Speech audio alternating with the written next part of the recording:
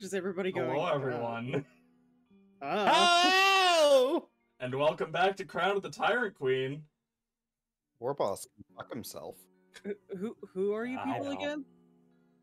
I am Iris Fulgur, aka Fire Kirby, all that fun stuff.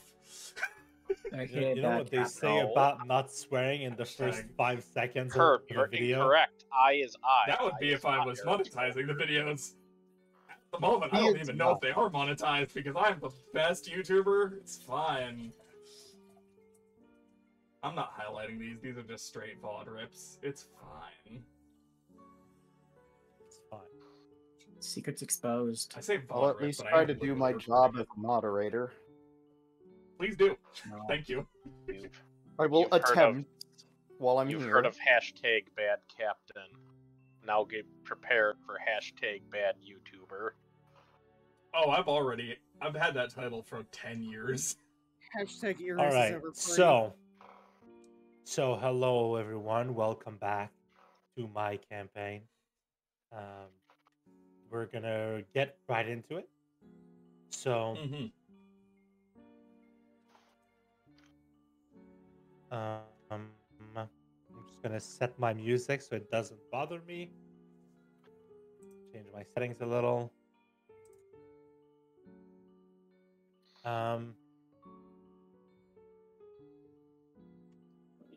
Calm falls on the rampart. The adrenaline begins to peter out, and your heavy breathing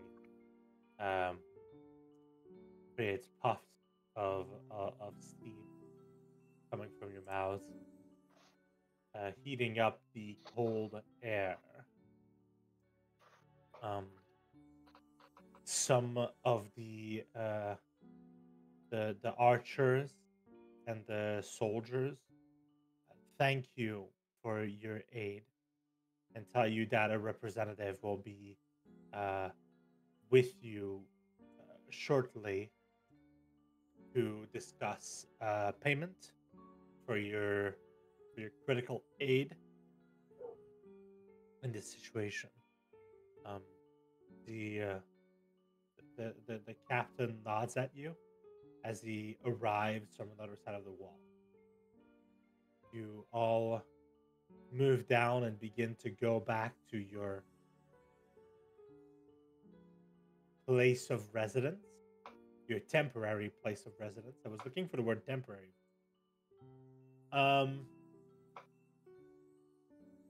Then you begin to make your way there.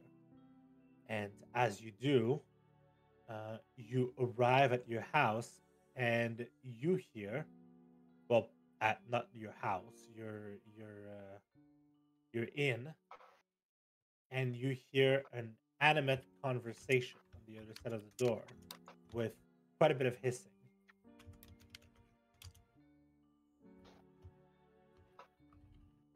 Must be Auntie.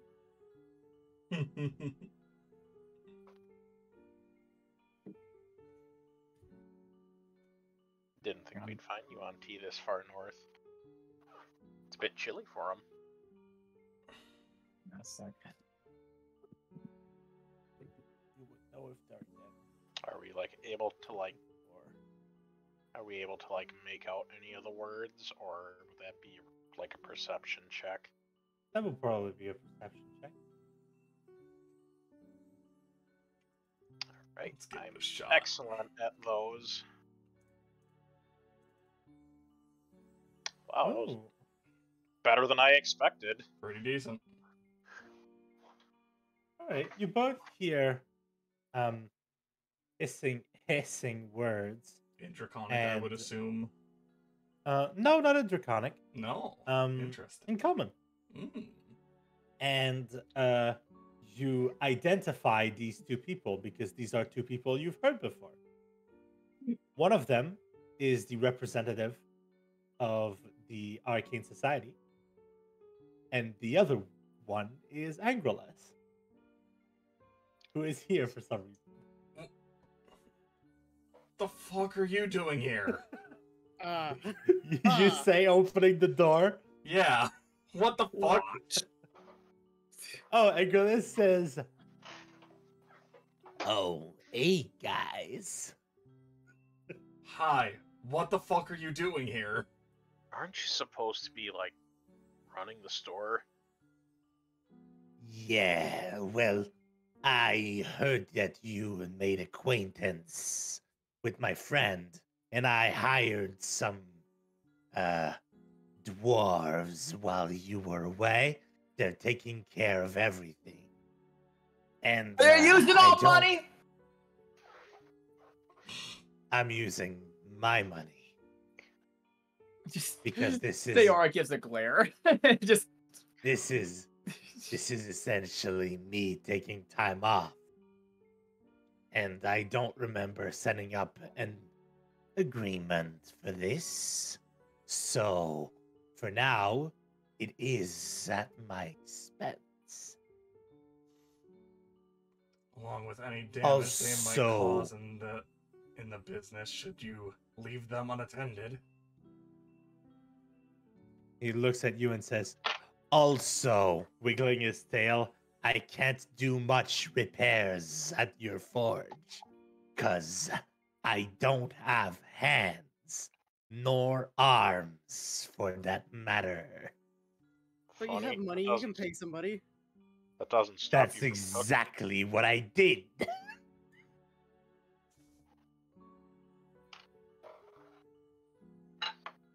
Anyway, it's not like I'm not keeping an eye on things.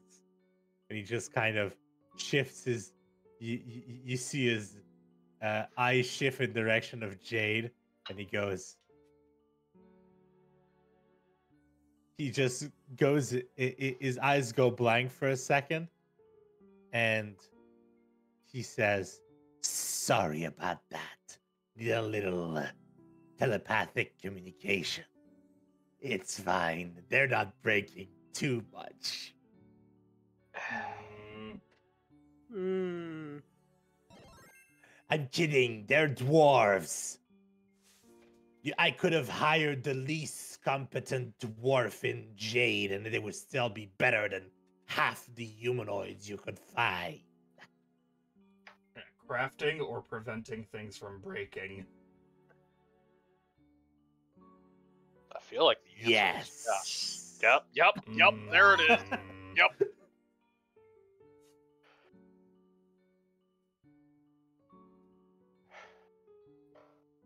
Oh, you guys know Angrelus. That's fun. I haven't talked with the one in ages. And he waves at you. You wave at waves at Sarah. Sarah, come down. Let us sit together. Sarah just tilts ahead and just starts to just walk down. And just with a curious look, just sits nearby.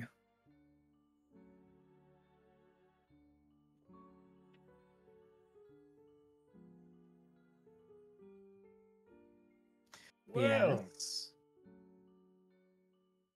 there's nothing special. I just want to share a drink. And he just kind of orders another drink, and the bartender, Sharpax, I don't remember his name, just kind of nods and begins to prepare beers for everyone. And the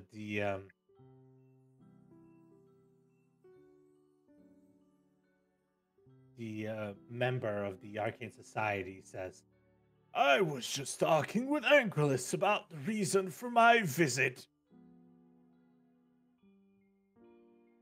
And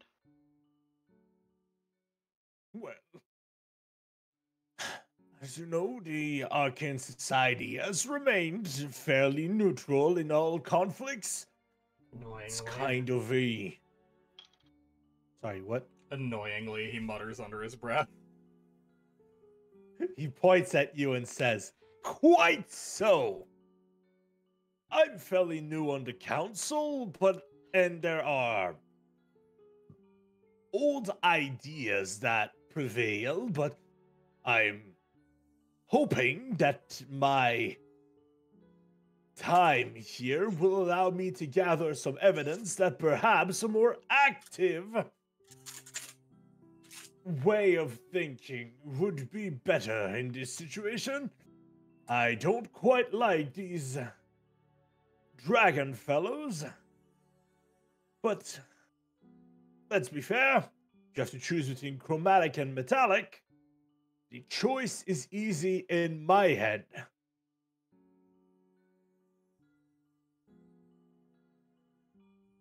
Angrelus goes, "Yeah, you racist prick."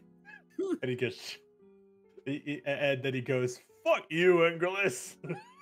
And they both laugh. You say that as if there's not an entire kingdom founded on the principles of chromatics that shows their nature plain as fucking night.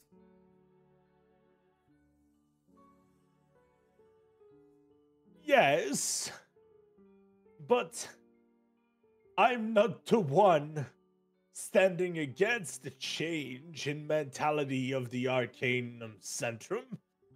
I'm part of the council, I'm new, and I'm trying to find information and proof that getting involved is more important than holding on to this idea of neutrality. Well, Perhaps. Gil just kind of spreads Yes? his arm as he just kind of leans back in his chair.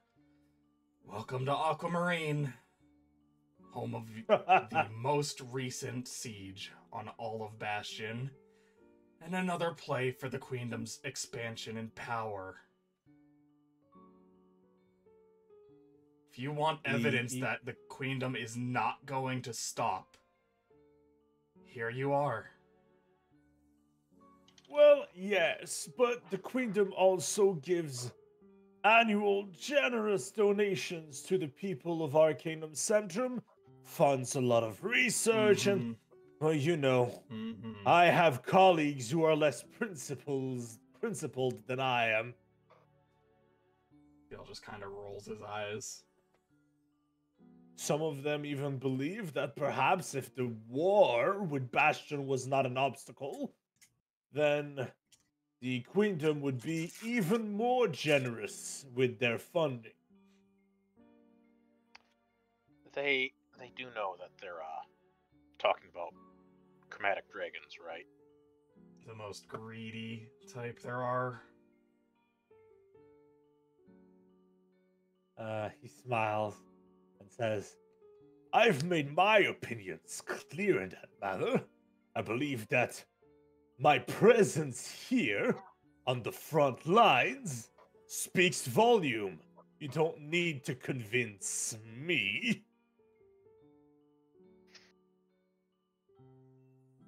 I simply need more information, more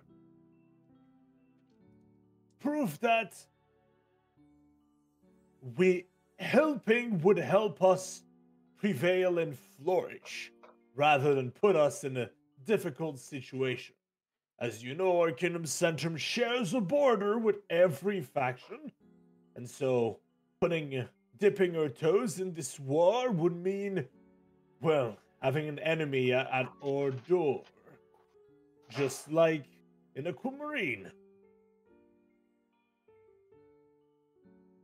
Some of my colleagues believe that Tiamat cannot be stopped, and thus they do not believe that acting is in our best interest.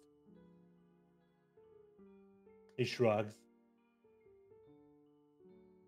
Even if I believe that this fight is worth fighting, even I find it difficult to imagine the chromatic queen falling. Yeah.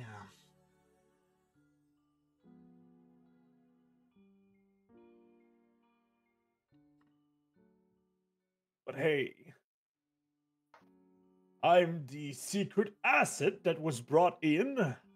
I'll attempt with my meager resources to help the siege, and if I prove that despite using my own funding without the support of our kingdom's centrum, I can make a difference, well then, perhaps I'll prove that we can get involved and change things. Perhaps.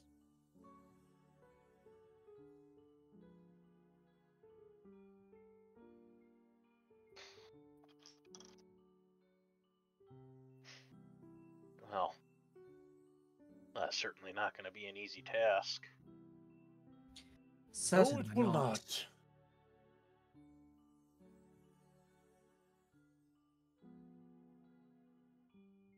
Well, I've had the...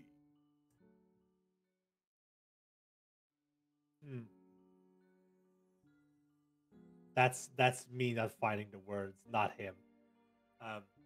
I've had the great pleasure of making all of your acquaintances, friends of Angralis.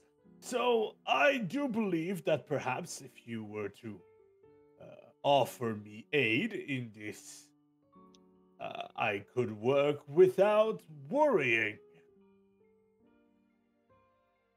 What exactly would you need of us? I don't know yet. I'm a Enlightening. wizard, not a seer. What would we get out of this? I could get you some magical items. Why do you sound Here. pained when you say that? I don't sound pained at all. I'm just old. I could get you some magical items. I feel like that turned into a question So- halfway through. Let me get this straight. You came here looking for evidence that of the Queendom's deeds that would somehow convince the Arcane Society, a faction that has made their stance in this entire conflict well known up until this point, to finally choose a side.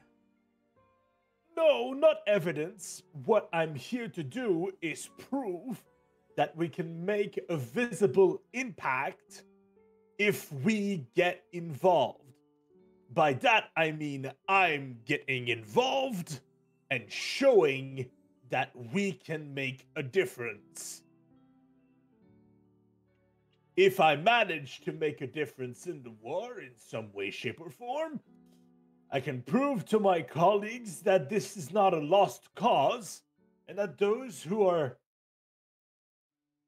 still have some scruples left, well, can rise and speak, knowing that this is not a hopeless endeavor.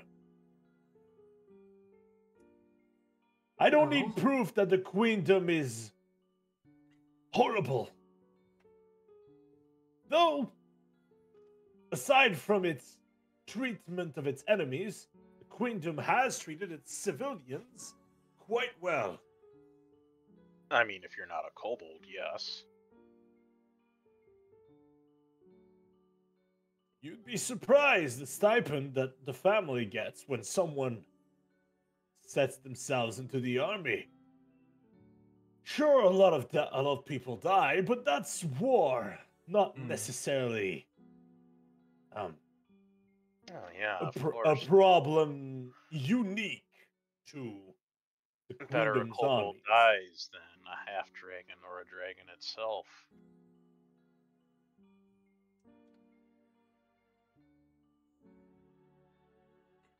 He looks at you and says, "That's sadly a sentiment shared by Bastion, or at least some of them."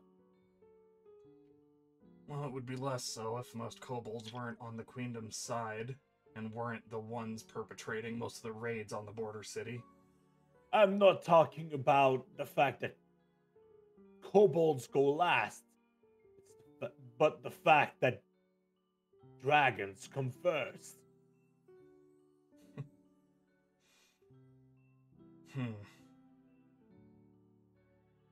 Dragons and half-dragons still are, though not as prevalently, the highest member of society in Bastion.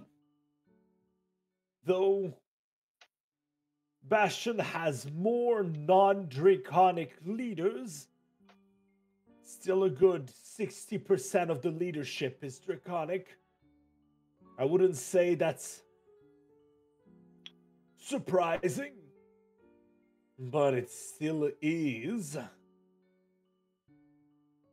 Well, tangent aside, you came here to see if the Arcane Society can make a difference. Maybe not.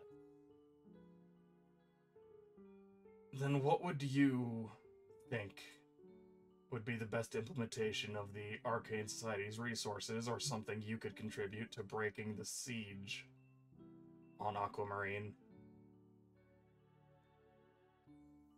He sighs.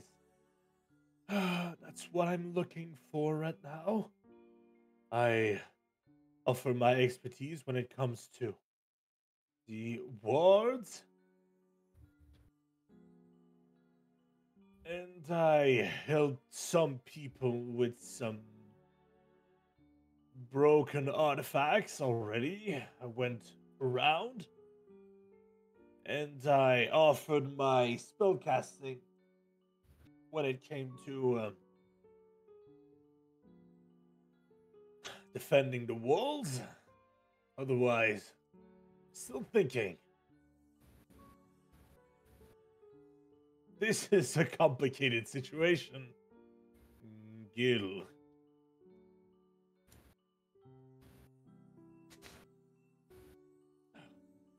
I miss the old days.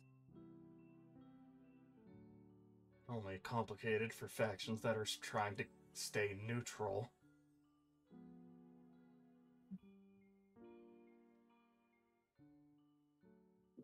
Old days, as in.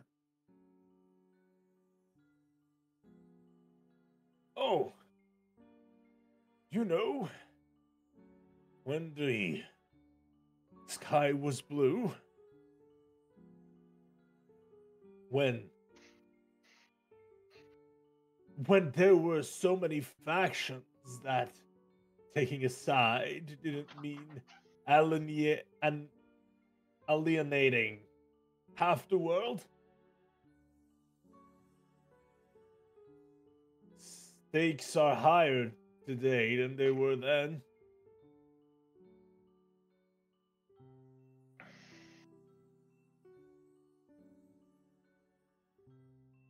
Yes.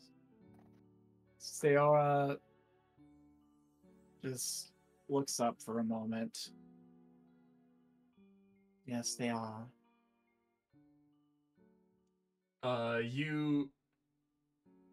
This is Alatar, right? Just to be Yes. clear? Yeah. Yeah, this is Alatar. Gil's gonna kind Alatar of... is very old. Like, old, Gandalf, long beard old type deal. You do know that there are a lot of very old wizards in Arcanum Centrum, Gil. Yeah. And you suspect strongly that Arcanum Centrum have found a way to extend the human lifespan to a certain supernatural degree. That it has something to do with wizardry, but they jealously keep that secret. Yeah. Gil's gonna kind of frown and just kind of scan Alatar up and down. I don't know if things were much simpler, especially considering one of the main factions back then was a faction intent on world domination and wore vestments much similar to your own. He looks down at his red robes and smiles. Ah, Wizards of Thay. Yes. I'm not going to argue that the old world was without strife. In fact, that's not even a thing I could attempt to argue. But still, I'm just gonna roll a thing for that. Nah. no. Nah. No.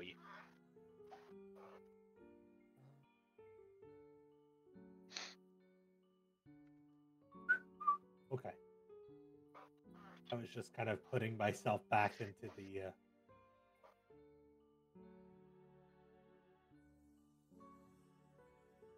I'm simply saying that back in the day, if I'd chosen to offer my services to one of the factions, I wouldn't be alienating the other half of the world.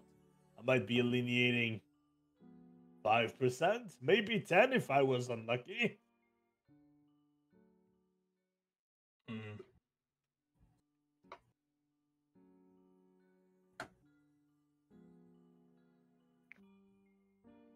That is, of course, not counting the undead hordes to the north.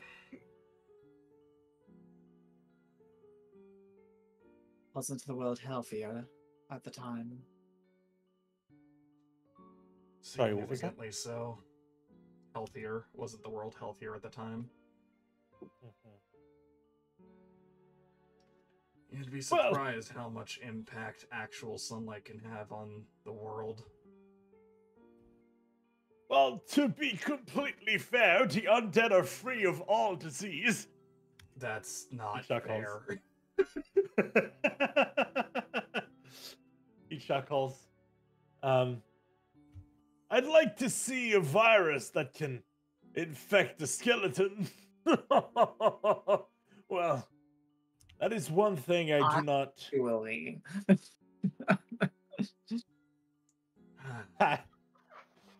I think that's just what a calcium deficiency.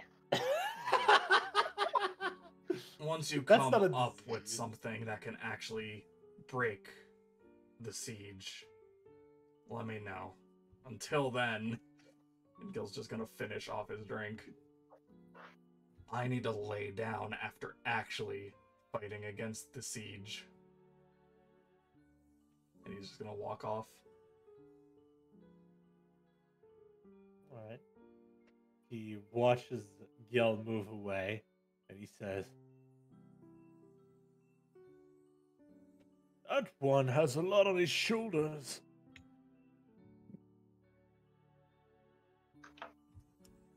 A lot, you say?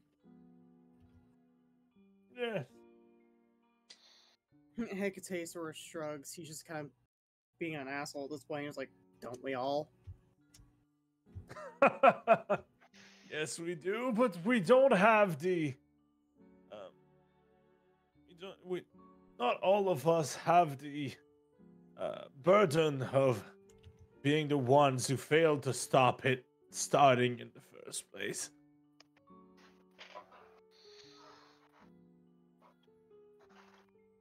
Herik just looks down for a moment. So, Herik, was it? How's the change of scenery treated you?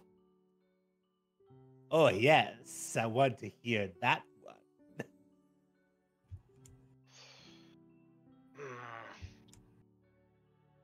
I'd say I'm settling in decently well.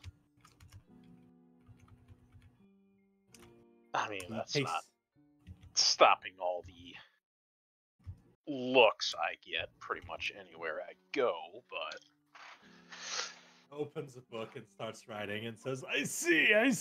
Well,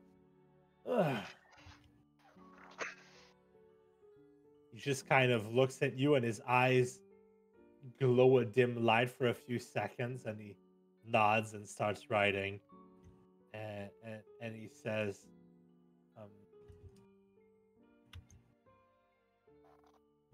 I can see perhaps being lack of scales wouldn't be the best way to find your place in fashion. There's some bad blood between the chromatics. But still, a lot of people understand that Dragonborn are not responsible for the atrocities of their draconic fathers, cousins. I don't know. How would you describe them? Ancestors! Are Dragonborn dragon ancestors? Are dragons ancestors of Dragonborn?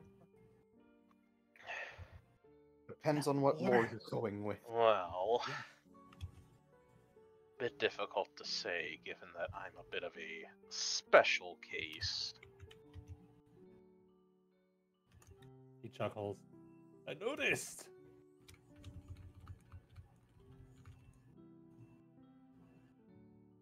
Despite the brutality involved, I can't say that the results of such practices aren't interesting from a purely academic point of view.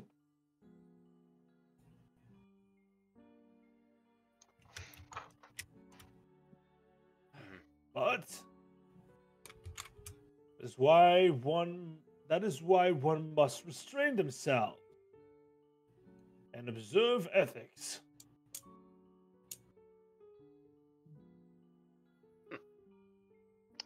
Speaking of ethics, there is something that's been bothering me that you said earlier. He nods. You know, when you said that the Queendom treats its citizens quite well, all things considered. Is that something you know, or is that something they've told you?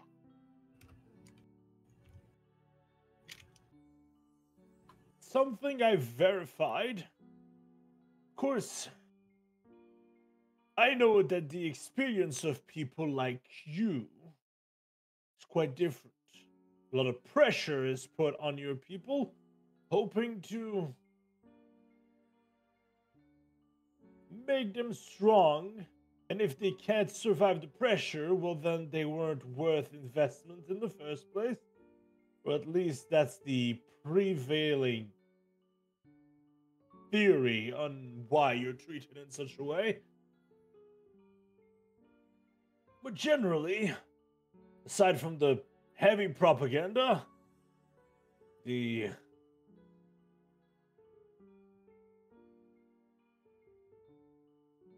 tax rates, the Queendom is one of the places in the world with the least amount of death related to monster attacks, invasions, goblins, orcs. All these things are a thing of the past. You see, in Bastion, there will be goblin and orc raids. The Adventure Society does what it can to hold it back, whereas the army is much more present in Queendom, and they sweep through the Badlands, hunting every goblin they can find, hunting orcs, killing the gnolls. You'll find that even with their strong war efforts, the amount of death involved in conflicts is much lower in the Queendom than in Bastion.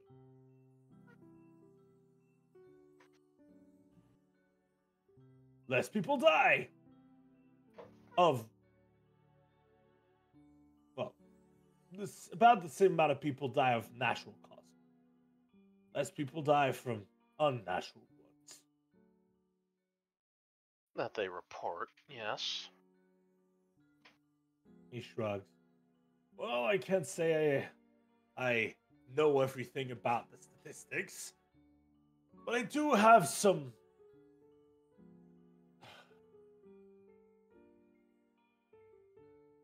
we do have branches of the Arcane Society all throughout Bastion and the Queendom. And our agents do their own work. Not everything is information that's been fed to us. But I see your point. There is a possibility that some hidden casualties are left to the side. But Possibility. That's the whole point of the 4th chapter. assassinations, yes. Well, it would change the fact that the best conditions of living are in the Fell Empire.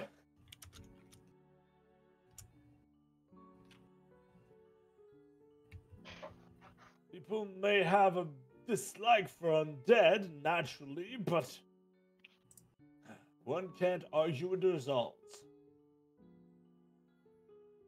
Fell Empire has perhaps the greatest quality of living, the lowest amount of dead, and is not even comparable to your two warring factions.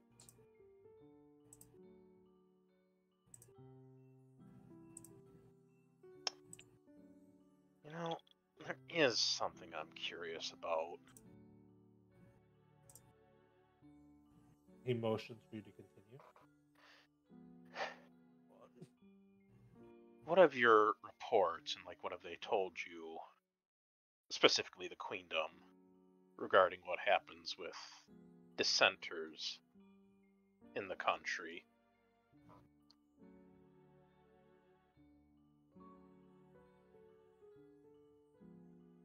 Well, that's the thing, really.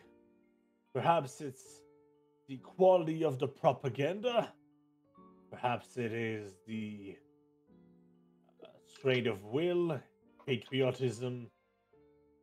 Dissent is not very widespread in general.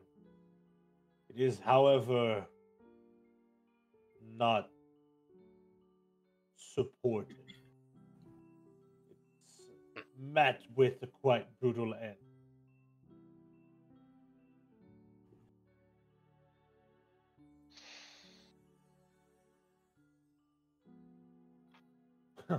To be fair, all Blue Dragon dissenters shifted sides and went over to Bastion, so they don't have to deal with that aspect.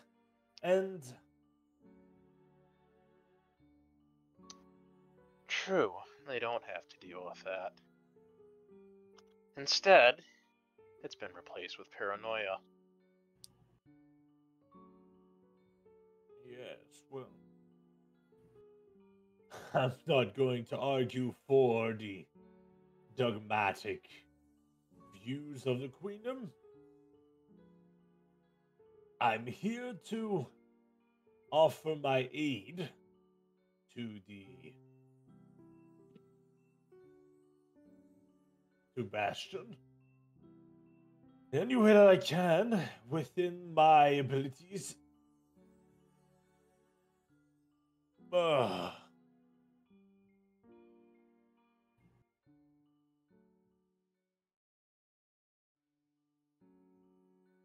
Angrelus nods and says,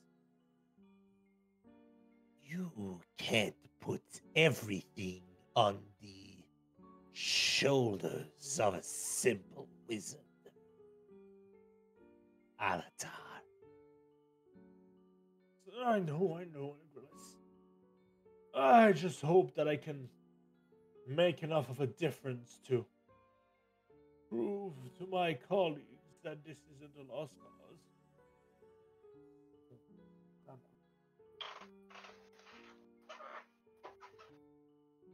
Massages the bridge of his nose. Ed takes another swig of beer.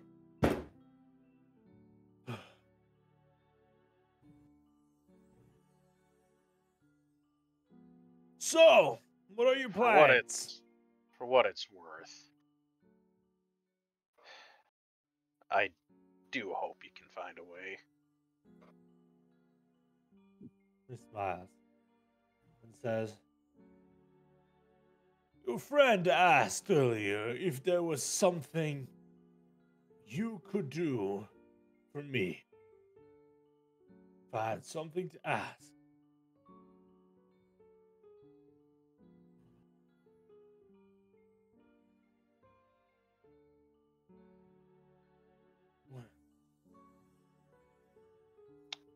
If I were in need of assistance of the protection variety, might I perhaps ask for your assistance? Hmm. Possibly. Really, it all depends on the details and situations we'd find ourselves in.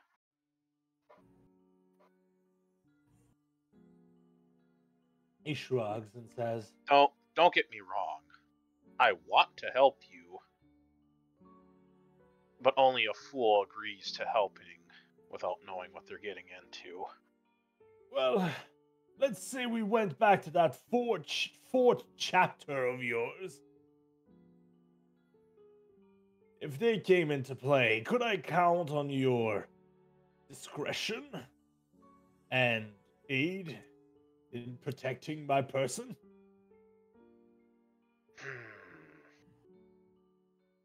"As long as I can finish my work, I'd love to be in a situation where I do not need to worry or care about such things. Work in peace, I say." Well, I don't know how good I'd be at the discretion part, but aiding against them, oh, let's just say I've got a score to settle. He chuckles. He says, "Zora, my friend, you'll agree to it as well, won't you?"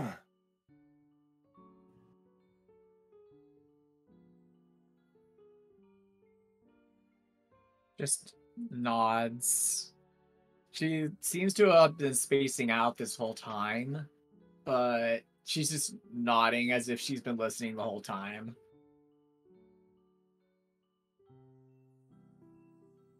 All right then. I guess it's perhaps time for me to head out.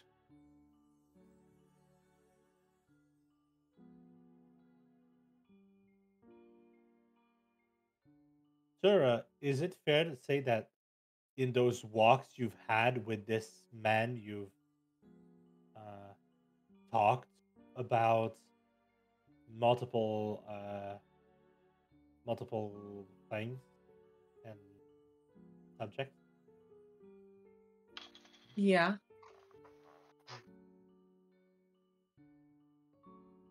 He gets I would up, say she's wobbling. careful about what she talks about, but Okay. He wobbles a little and he walks, and then just kind of he leans on the wall, taking his breath, and he says,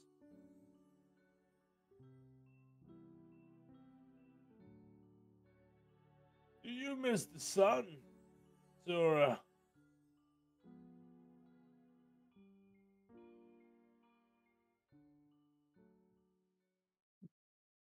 times.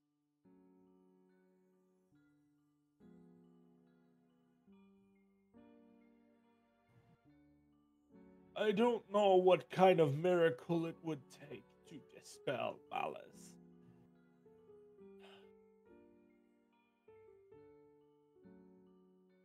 Miracle indeed. I've tried. We've all tried to wish spell. Not enough, apparently. Enough to cripple a wizard, but not enough to change it. Maybe a miracle is even too much to ask."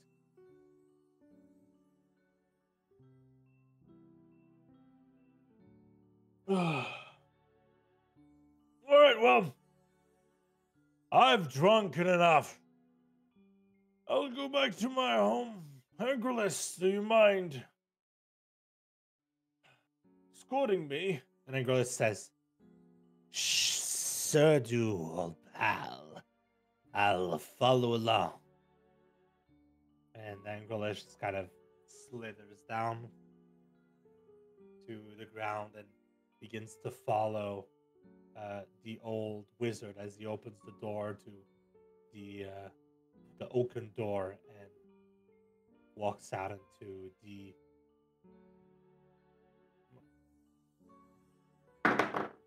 red night.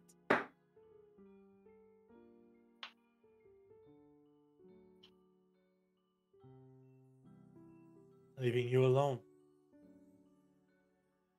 Hecate, Herik, and Ciara are around a table alone. Is there anything you want to say, or do you want to go to bed?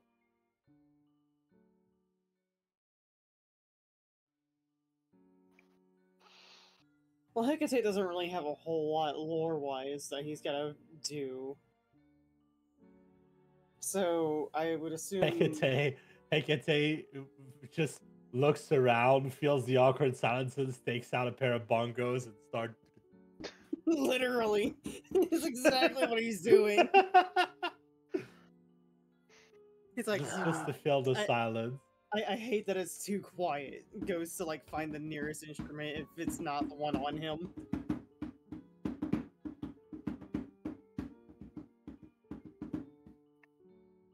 I don't have jungle beats. But yeah, I guess if there's nothing you want to talk about,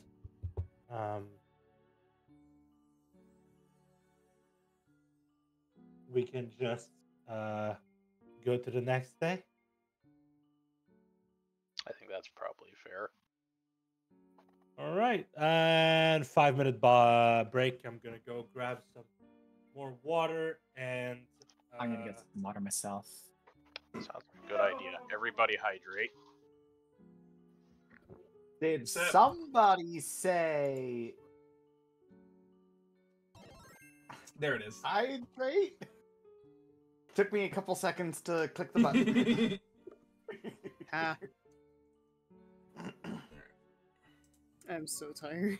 This is my first day off in like an entire week. Oof. I am Feel worn that. the hell out. Yeah. Well, Refill the water as well. Before I go AFK, I'm insanely disappointed in all of you. I'll be right back. Oh no. How dare you all disappoint Mitty? What did I do? I don't know. Minnie's all like, I just said some really cool shit in roleplay and no one talked to me about it. Go fuck yourselves. Fuck you. Well, Hecate doesn't have a whole lot to do in this. I'm currently playing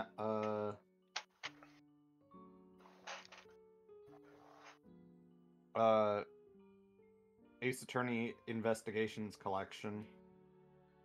Nice. How do I spot between the frick? I'll be honest, it is literally just because I am curious the frickin' name changes compared to the fan translation. How dare you, bitch ass nougats? But yeah, like Nougat as in the sugary treat. after the surgery I had and all that, I was out for a week from work. I do not get any PTO, so my last paycheck was not too good. However, I still have some hospital bills I gotta pay for, so I've been trying to like work any extra hours I can get. And to say that I am tired is a bit of an understatement.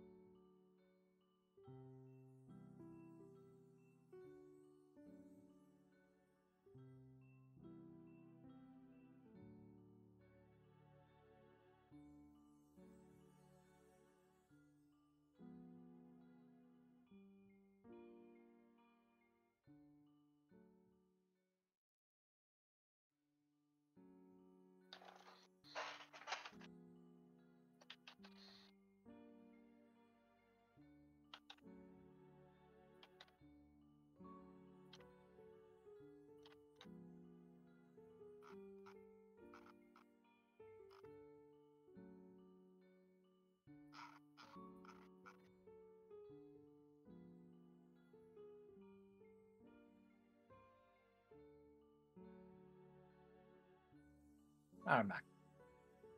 Well, welcome back. Why are you? Welcome back. Why did they disappoint you? Don't worry about it. You know I'm gonna worry about it. I'm definitely worried about it. What I do? Don't worry about it. What did she do specifically? Don't worry about it. What in the? Just Hey, what?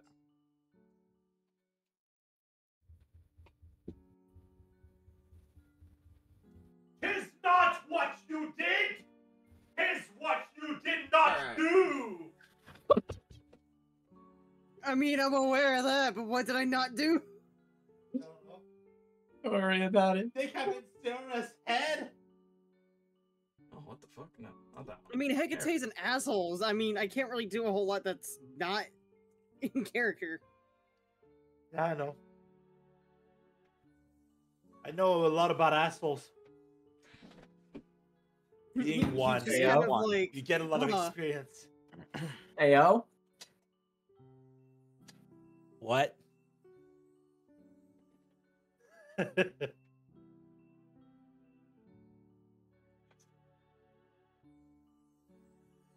I have the very controversial opinion of just be nice to people. It's a hot take, I know. Ugh. Well, I mean, you know, Man. that I don't- I I don't I know if used it'll to ever say- catch on curb. I don't know. yeah. Well, I mean, you know, I used to say in the past, like, I'd say something and I'd say, well, you know what, I'm an asshole, so to be expected. And then I hurt Jean's feelings, and then I was like, hey, me, maybe being an asshole should be a part of the identity. Yeah, you choose maybe for maybe yourself. that shouldn't be like a character trait So- you're proud to proclaim. It's like, So, My- so for a very so for a long so ever since that happened, you might notice that I haven't said, well, you know, I'm a asshole, so you can expect that. I haven't referred to myself as an asshole, and I've been trying very hard to be less asshole-ish, except with Pokemon, because I mean, you fuck with people you love, right? I mean, the only time I refer to there's a myself difference as between an asshole. banter and being a straight up asshole. Yeah. I Yeah. just want to bring up real quick. My dad is proud of being such to the point where he says, "I'm not an asshole. I'm the whole ass." That's What? okay. But yeah, the only He's- time I refer that's- to that's the myself as thing. an asshole is when I'm just being in character as somebody else. That's supposed to pretty much be a dick. You know, I was watching season 2 of Vox Machina, and they did a very good job showing how fucking terrifying a group of Asian dragons getting Mhm. together and attacking a city can be. Yep. The Chroma Conclave attack on The Chroma Conclave. on the main city. I forget the name of it off the top of my head, but yeah. Yeah. That was a scene. I I- was like, oh god. That was the dragons one- scare. That was the one thing from the live play that I like. It's a core memory of that campaign because it's just such a massive shake up to the entire status quo of the game, and it just Originally, immediately I thought- redefines what the arc was going to be. Originally, I thought that Vox Machina was going to, like, explore something that was between two arcs where they didn't have a game during that time. That's what I thought the original purpose was. But I think- no. I think that was originally for, like, when they were planning to make 2 episodes before they broke Yeah. all their fucking stretch goals.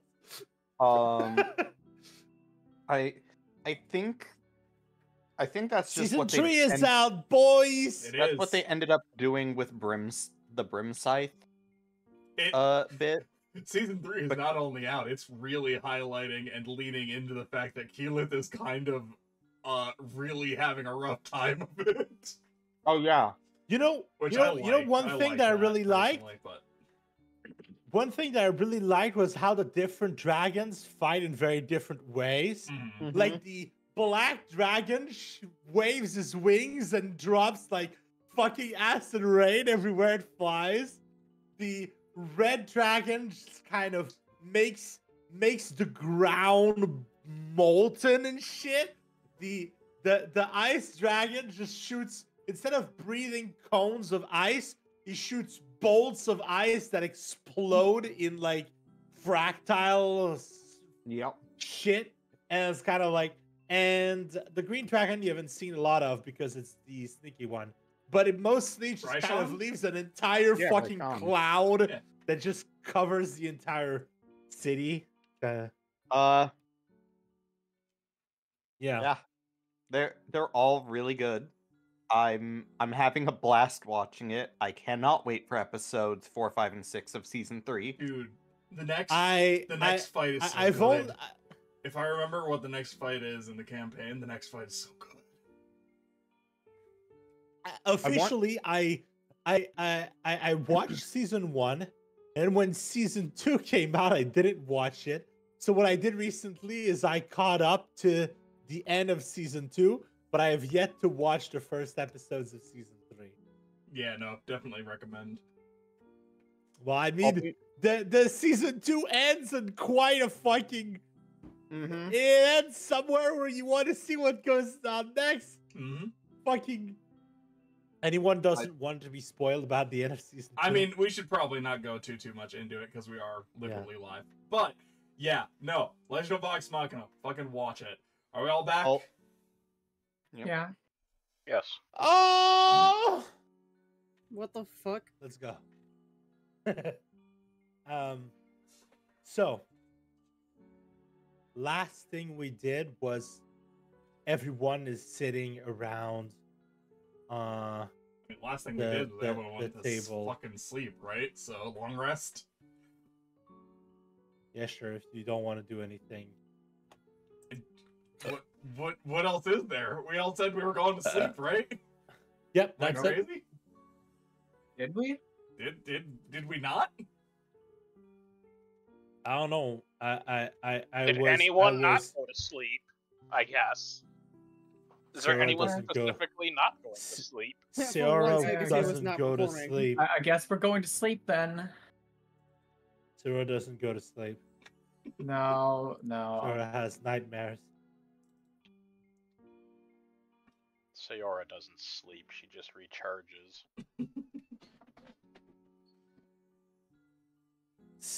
Sarah walks up to a wall, lowers her beak, and just fucking jams it in an outlet that's somehow there in fantasy world. So she's now a This is woodpecker my of some kind? hole. It was made for me. Free of charge, it's on the house. Everyone Ah. goes up. Everyone goes up to their room and sleeps on their bed, except Sayora, who's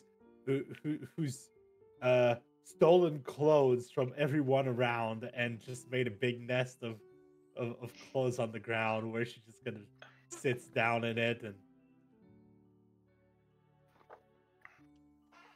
sleeps sitting down. Mm.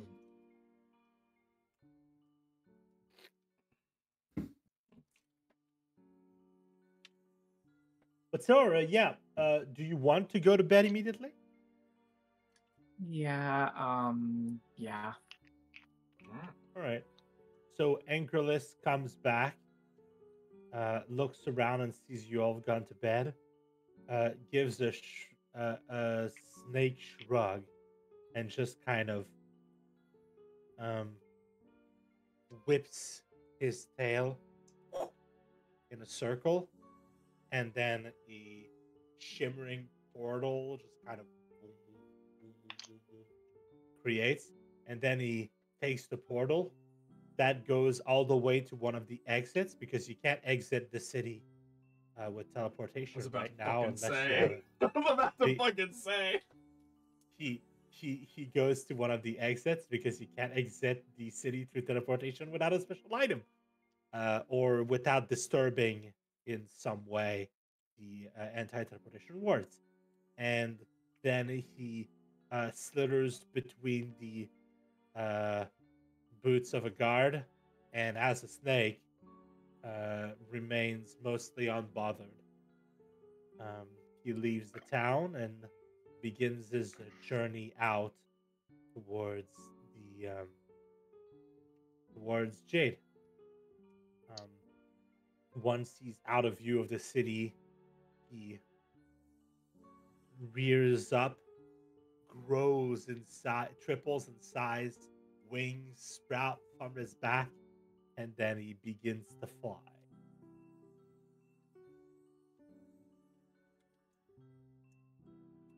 All right. So the next day passes without much trouble. Did any of you want to have like scenes between each other? Anything you wanted to talk about? Anyone want to talk to Gil about how why he stormed out like a fucking bitch from the conversation? Tell you what, I'm pretty sure Hegate's just gonna straight up walk up to him and was like, exactly how you said it. Why the hell did you storm out like a little bitch? I would have used more tact than that, but I would like to Get to the believe that point. this is just Gil goes down, Hecate walks up to him and It's tells like- it to his face, and Ambushing Herik him is as he's just coming down the sitting. stairs, like, "Oh." Hegate's just sitting at the Herik bottom is- of the stairs, legs crossed, and he just sees Gil walk down, and he's like, so. What? And Herik was actively just sitting there and actually said what Min said.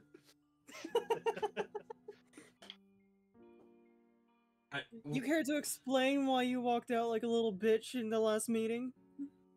What part of getting rest after a fucking siege on Aquamarine did you not understand? Weren't we all part of that as well, though? Yeah, why didn't you go to fucking sleep? Hello? Oh god. Why am trying to I think. being interrogated for actually getting rest after a battle? What the fuck? Hello? I got rest too. I actually slept Good. quite well last night. So did I. What is this?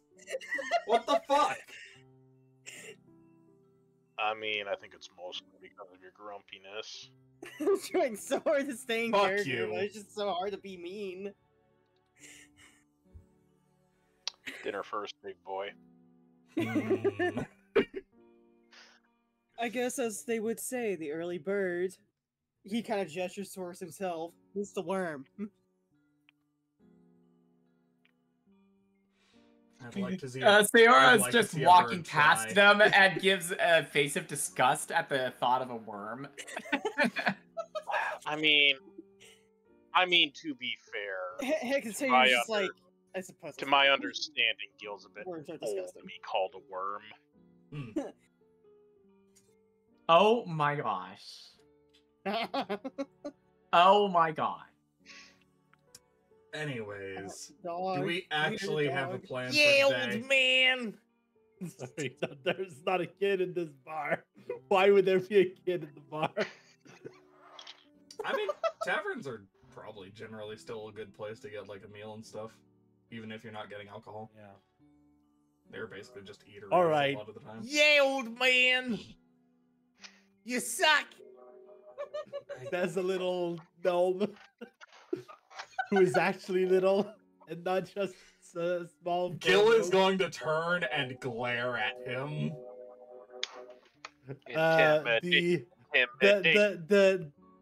The gnome kid starts to cry. Yeah, that tracks. No, that tracks. Okay, never mind. The gnome Yeah, no, that kid tracks. says, looks at your intimidating glare and says, "Okay, boomer." The gnome kid, only like a foot shorter than Gil.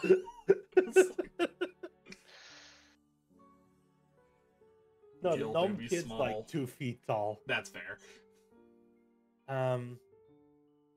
He just kind of goes, and goes back to his food as his mom just kind of chastises him.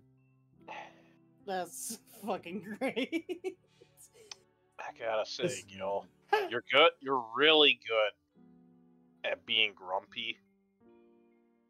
Not actually that good at being scary. Hecate just kind of like plays a small like tune that's akin to 12th Street Rag. You know, like the little ukulele song in SpongeBob?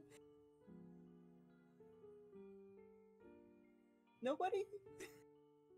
But as the argument just goes What the fuck is on. SpongeBob? But as the argument just kind of goes on, that you just hear that in the background. It's the grumpy man, he's going down the stairs. It's the grumpy Drake, he's walking down the stairs. Look at his grumpy face, his grumpy, grumpy face. He's making If you a do growl. not stop that, I Brr, will brr. stab you. Glares at the other bard that's just randomly singing in the middle of the fucking tavern as Hecate starts playing. All right, so the other bard turns around and says, "It's just a song, bro. I wasn't talking about anyone." Hecate winks. Did I He stutter? winks back.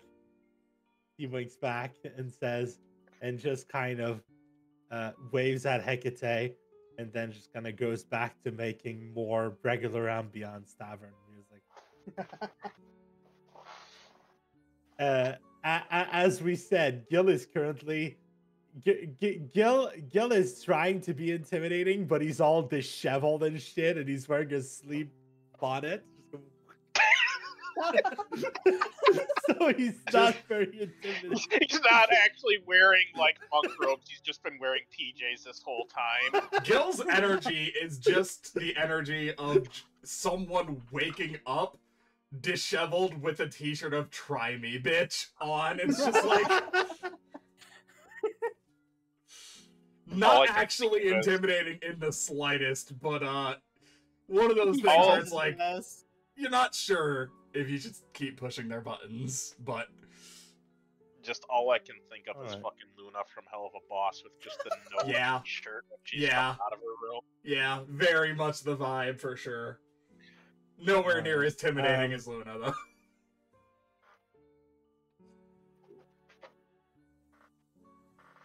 So Gil, you move downstairs, and Sharpax kind of offers everyone breakfast. Well, you asked if we had a plan. I guess I have a question in return. Have we done everything that I needed us to do here? What do you mean? Yeah, Oh, Actually, sorry. Right. God, I don't fucking miss that.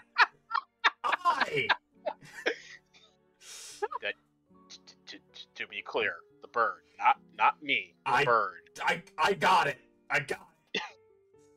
Are you sure? well, the one thing Is that in remains the tavern is, at the moment? He's not at the moment. Cool. Gil's just gonna step outside, pull out the horn, and just blow it as loud as he can. Oh my god! all right. So you hear from the other her? side, from the other side of the road, you hear. Shut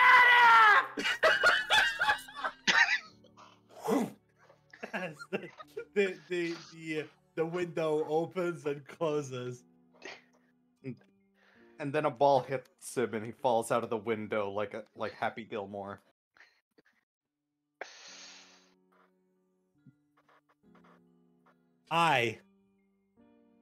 You hear. Yeah.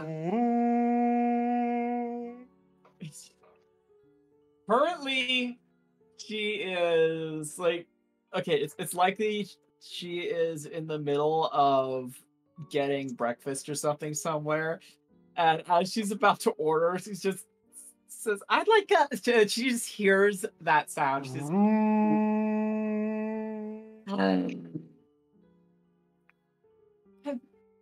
sorry, I'll be back for lunch or something.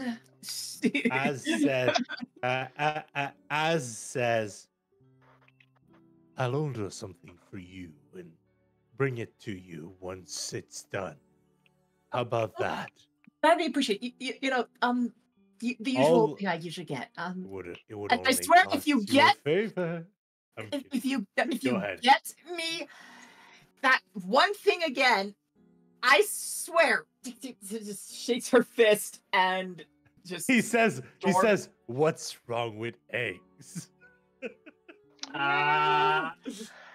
She just starts running out. You know full well.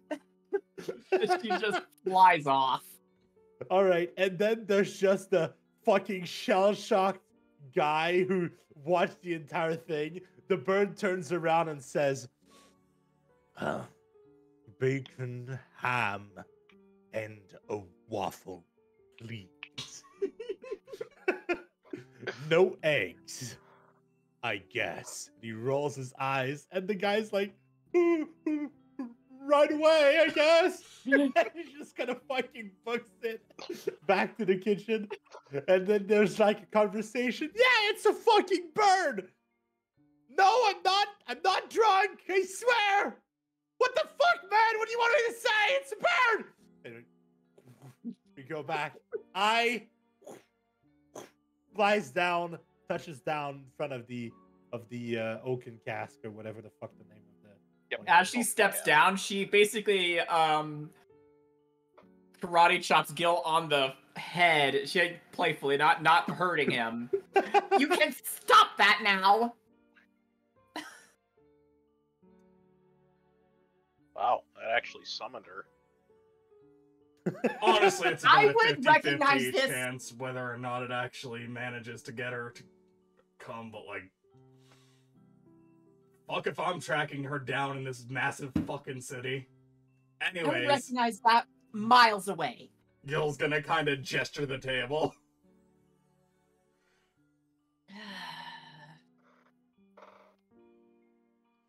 Do you want to actually let us know what the plan is from here? Because we're here to help you. All right, you've heard through the grapevine that something's going to happen during the Black Moon. So you Right. just want to be sure that you stay for the Black Moon and then investigate Okay. afterward. I'll Make sure everything's I'll good. this, yeah. She will step in and sit down. Right, so the shipment arrived and everything, right? Yeah. There's one more thing.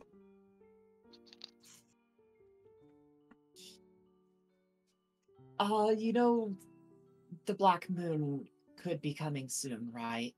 Yeah.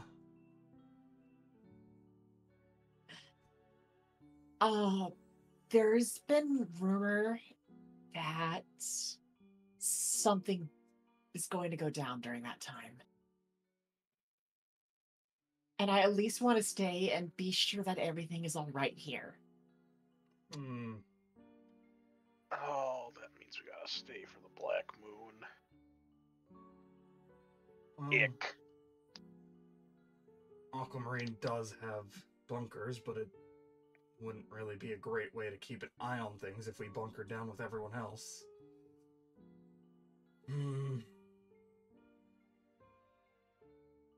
Are we just meant to investigate the aftermath? What? I'm not certain. All I know is something could be happening during it. Oh. Alright. Oh, Well, I have Elatar making sure that all of the wards on the bunkers during the Black Moon are at least in order and functioning properly. So hopefully that should be accounted for.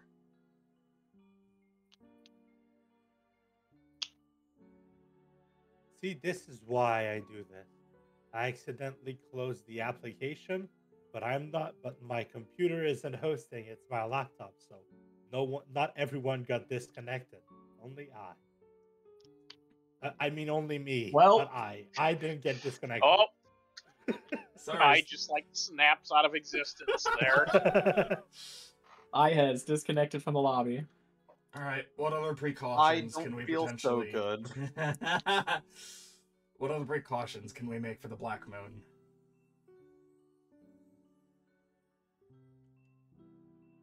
Precautions for the Black Moon are fairly simple. You don't step outside. There are bunkers for people who can't like properly isolate their buildings, but usually if you've got a solid door between you and the outside and your windows are barred, or at least you have don't have thin windows and it's thick glass, like no one makes like super thin windows made of glass. All windows are like a good Inch or good so. 2-3 inch Oof. thick, because no one in their right mind would make thin windows in a world where you have to make sure nothing can break your fucking windows. So like you're not going, why would anyone make windows that are easily like breakable unless that's the point of that window? And but well, that applies only to windows to the outside. If you've got like a glass pane in your building or in your shop, it can be thin glass. I don't know. But everything that Ask the slums of the Queendom, who probably have the worst fucking building codes imaginable. actually the Queendom is a very, very, very rich place. There's not a lot of slums. Yeah, because all the rich places were built on the bodies of who would live in the slums. Yeah, probably. It's like that thing where there's just a bunch of unidentified bodies in the Great Wall of China. Well, I made a joke at some point, which is that dragons. Okay, so dragons, as a rule, are the ones that rule in the Queendom, and for some reason, dragons despise taxes.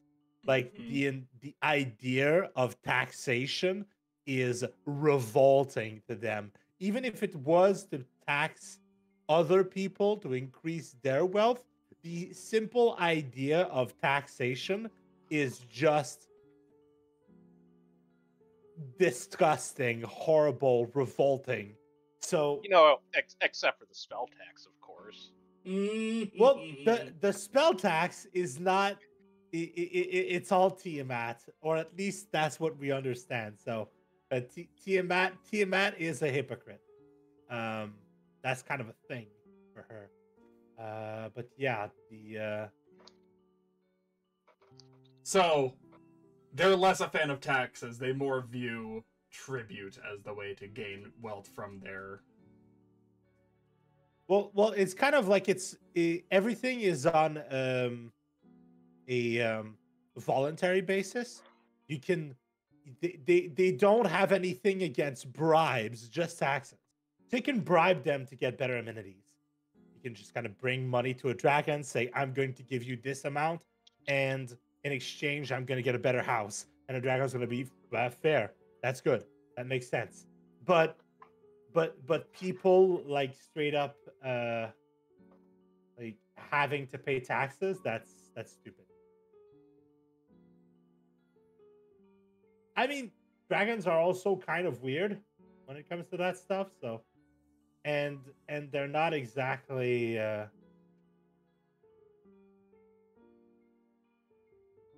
they don't always make sense. Sure.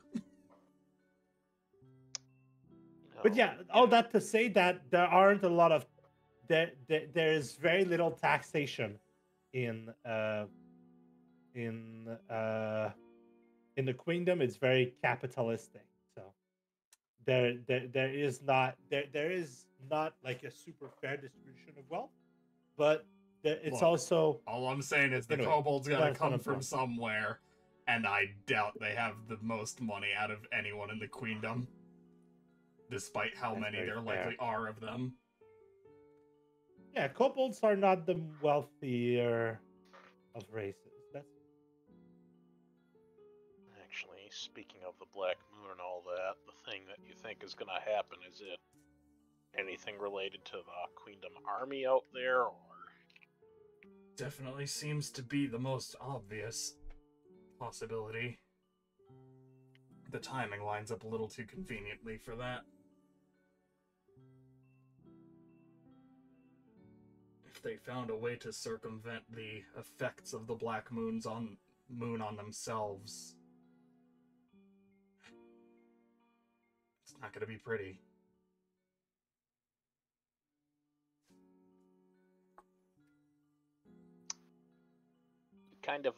You kind of see Herik look a little conflicted with that thought.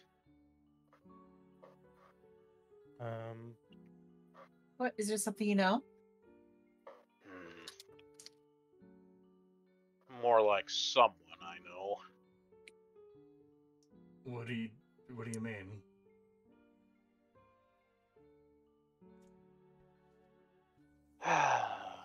Well, I've confirmed that a former associate of mine is part of the army that's out there. Yeah. And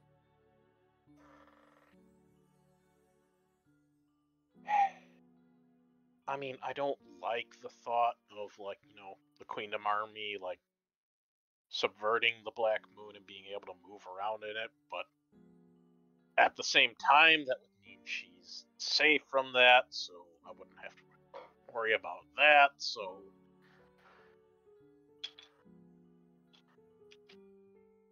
Look, it's complicated, okay? question. Just quick question. Potential answer. Are you former Queendom? Yeah. Very much so.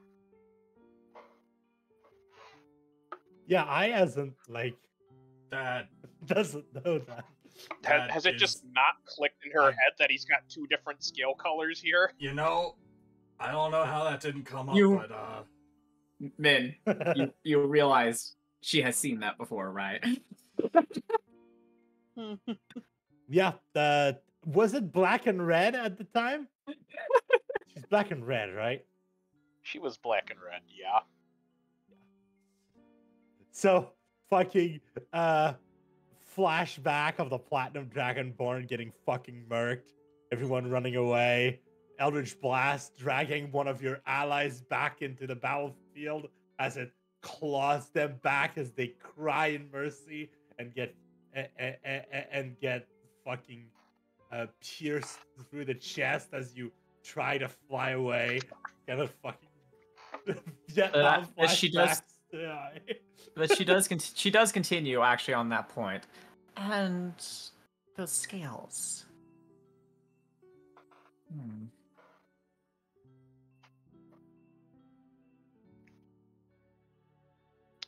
Gil, yeah. it is, isn't it? Similar. Mm-hmm.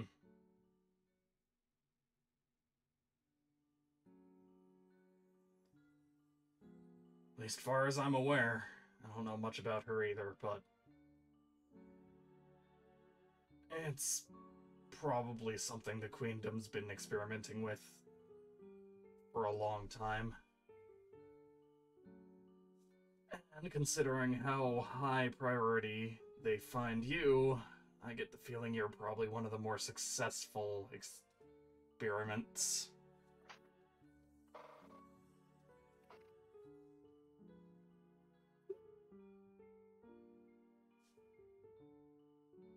And just to be clear, no allegiance to them whatsoever. Well, considering the attack on Bismuth was in part to get him back, I get the feeling he's probably not looking to return anytime soon. Look, you never know. There could be like a spy or something. If he's a spy, he's doing a really bad job of it.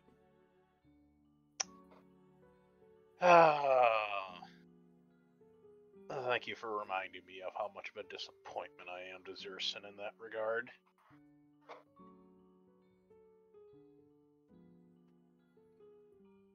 It's funny, because I was supposed to be slated for the 4th Legion, but sure didn't work out that way. The 4th Legion? What is that, like? Espionage?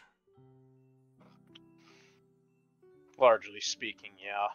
Comprised mostly of black scales, order dedicated to social machinations, so, political scheming, assassination, churning out propaganda, all that fun stuff.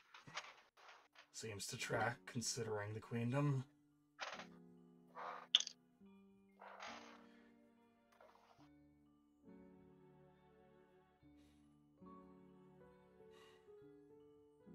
Well,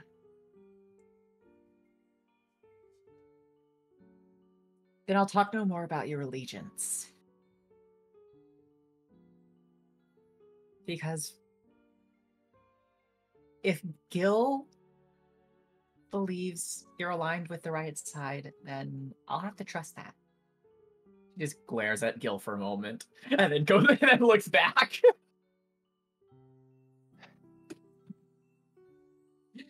All you need to know is that certain actions the Queendom has taken has pretty much guaranteed that I want nothing to do with them anymore.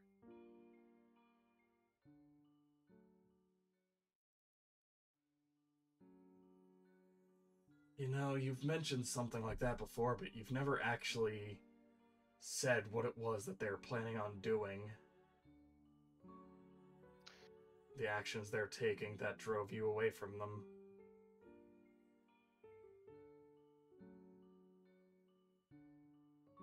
It's because I don't like talking about it. Is it something that would be beneficial for us to know? Gil? I feel like if he doesn't want to talk about it, we shouldn't talk about it. Well, I admit he's got a bit of a point. He talked about his past when we pressed him about it, even though he obviously didn't want to. She just raises a brow at that.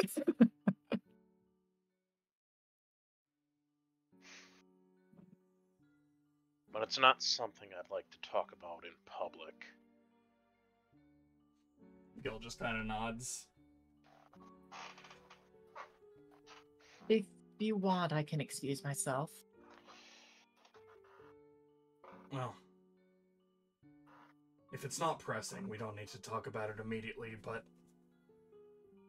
when you next get the chance, if this gives us some insight into what the Queendom is planning, we really probably should talk about this sooner rather than later.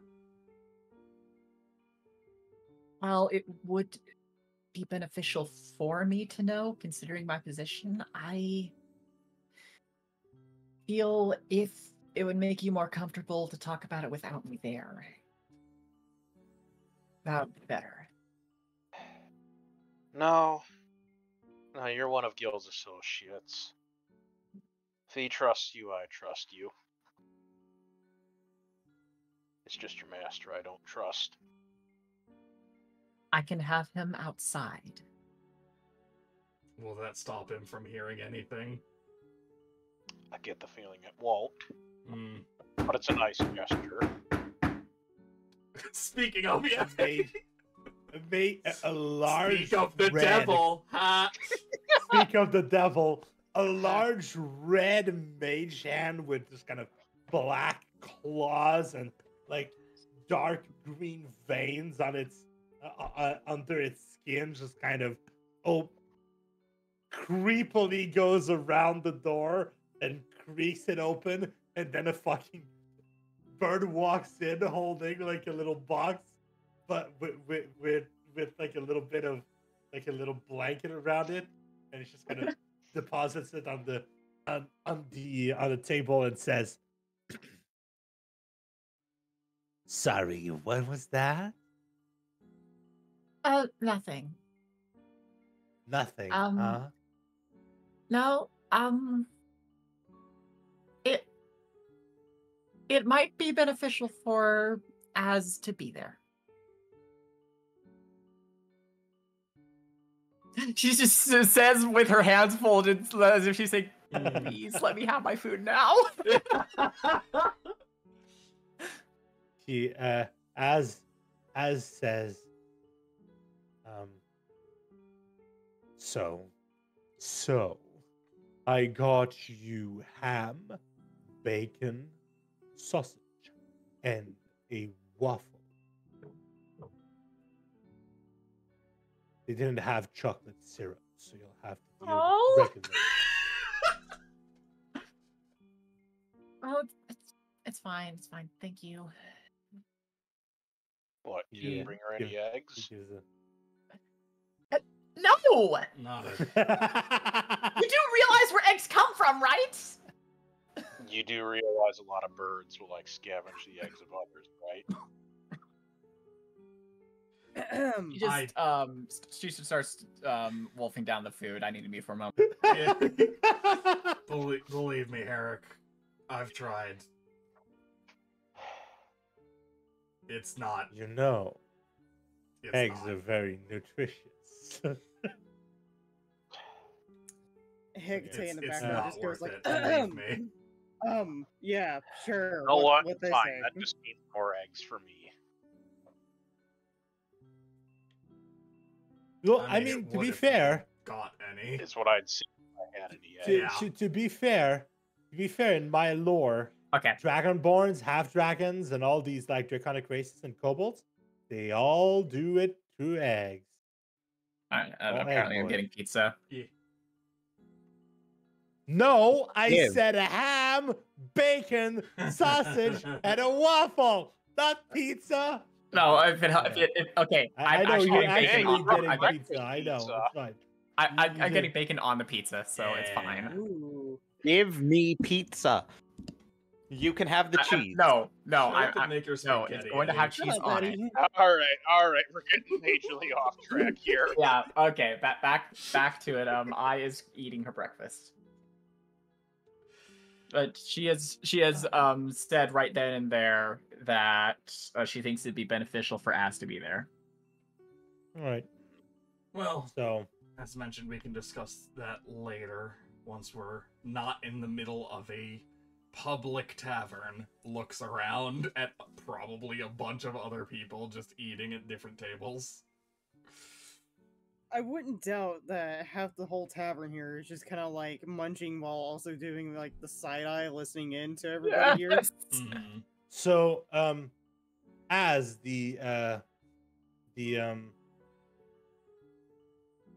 bird knocks on wood, knocks on the door, and then there's just a whooshing sound, and it fills the air, and you see just kind of a shimmering, mostly transparent, with just kind of thin, like bolts of red just kind of swirling through it, just engulfs all of you around the table.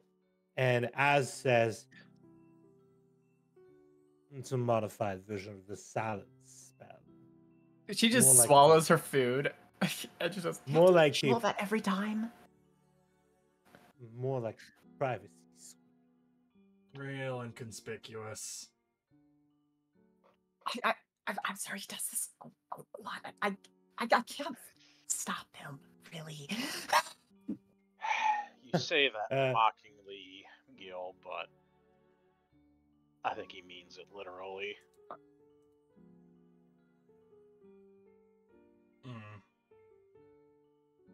Oh, this is what it looks like from the inside.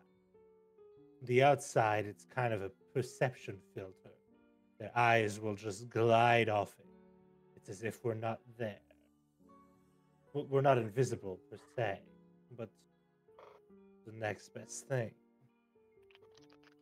Gil blinks Hidden in plain twice. sight. Gil blinks twice. Description of the spell just kind of washes over him. I'll take your word Like- for it.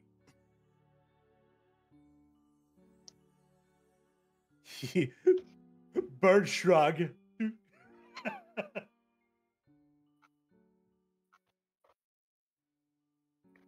Although I'd like to think it's canon that every time Az comes back as another bird, he comes back as a different type of bird. Mm-hmm. He's a robin.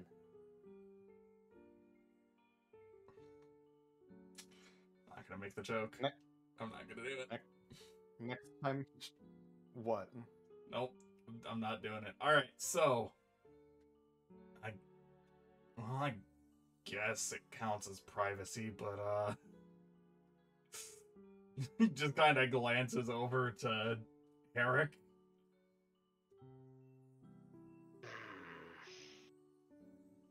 Az sighs and says, "All right, how about this?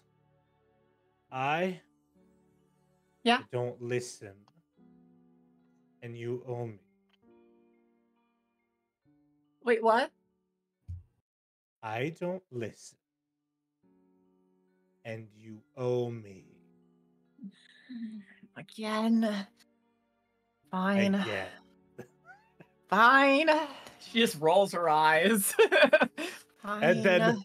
And then with a sound, the bird disappears in just a explosion of feathers and maybe a few drops of blood. You don't think the bird is going to survive this dismissal?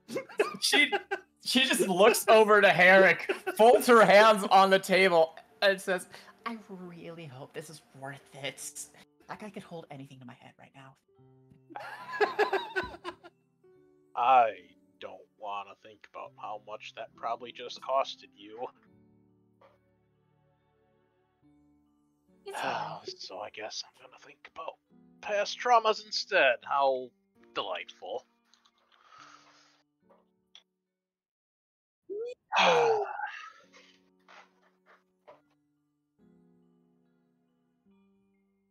Well, as you have probably already figured out, I was born in the Queendom and raised in it. So, of course, I eventually went to the military.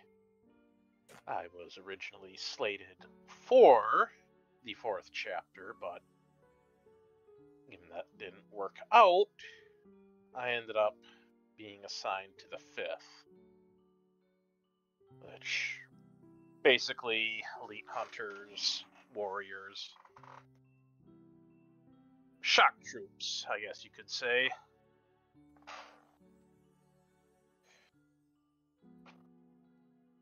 And over the years, it became increasingly more and more obvious that I didn't agree with their methods and the Queendom's methods as a whole. It started off with verbal reprimands and kind of escalated from there.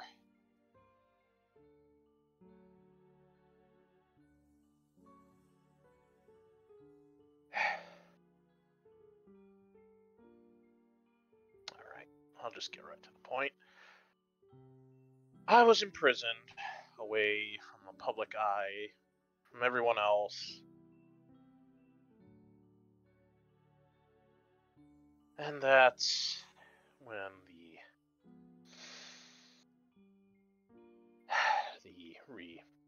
re-educations sessions began.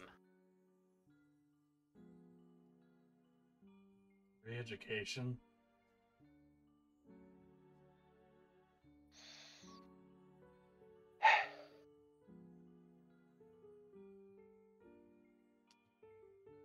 Yeah,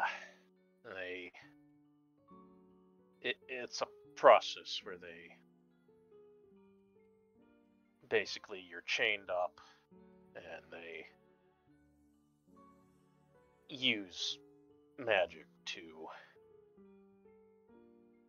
re-educate your thoughts.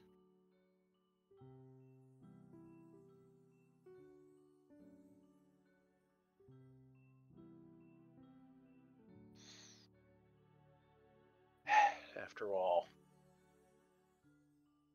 why would you kill something that you can just repurpose?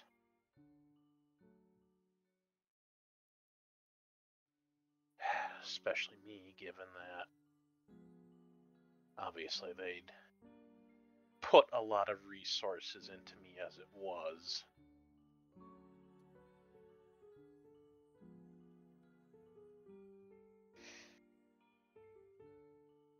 So yeah, like last night when they were mentioning that, like, you know, Queendom treats their citizens well and such. Ah! Yeah, okay. Yeah, that's not the whole story.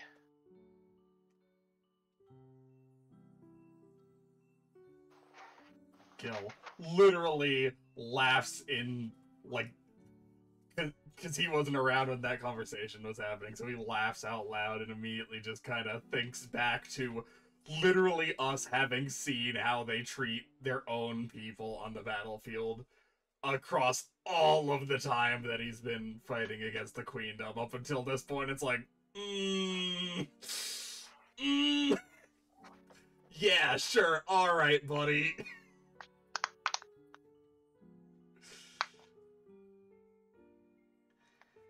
Sounds like the Queendom, according to what Herik here says, if there's a use for you in some way, they'll find it. Yeah. That's what Zerson said.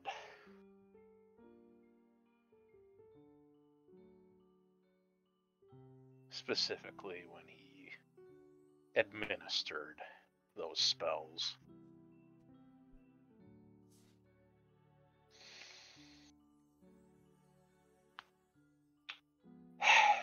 I recognize enough to know that if I kept resisting, things weren't going to turn out well. Not how I wanted them, so... You broke out. Not immediately.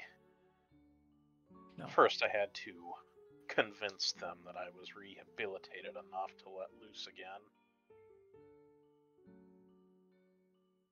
So it sounds like you played the long game there.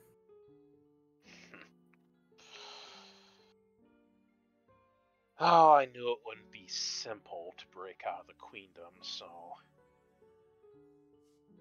I took a page out of the 4th chapter's book, planted information here and there, and when I was ready, unleashed it on the populace. Caused enough chaos for me to, at the very least, slip over the border. Unfortunately, they caught on sooner than I thought they were.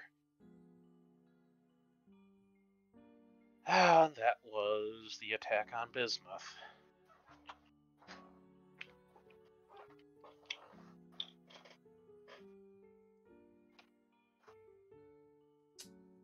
As Gil's just kind of mulling over the information, you see him just kind of giving... Honestly, for the first time since you've seen him, an actual genuine sympathetic look. You can't tell if it's quite pity or genuine sympathy, but like... somewhere in there. Yeah. When you asked about my allegiances, if I held any loyalty to the Queendom, no. I fucking despise them.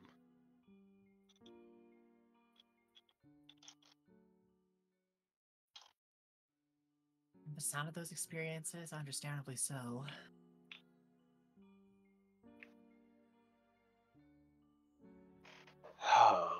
This puts me in an awkward spot out here in Aquamarine.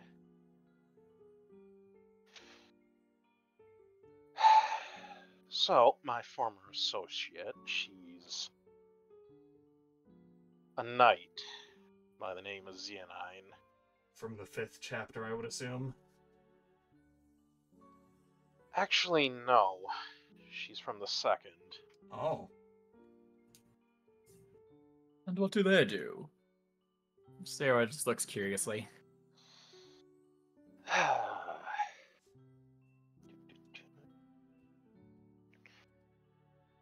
Well, the 2nd is largely an order of paladins, charged with conquest of new territory and amassing of treasure.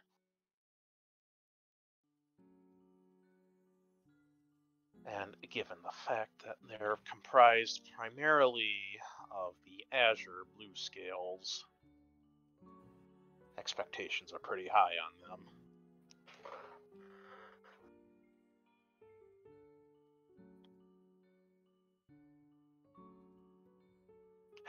Anyways, point being, Zeonine and I were old friends, went way back.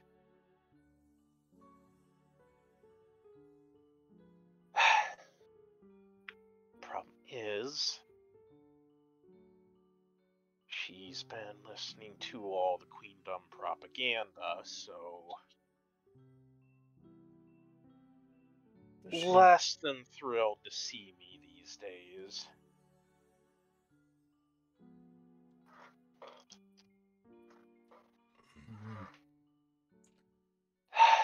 She doesn't know what happened to you because, of course, why would she?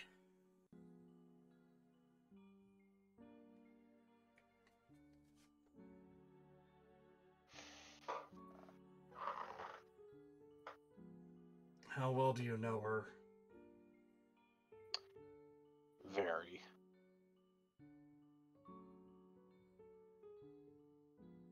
One of the few people that I genuinely trusted before my imprisonment.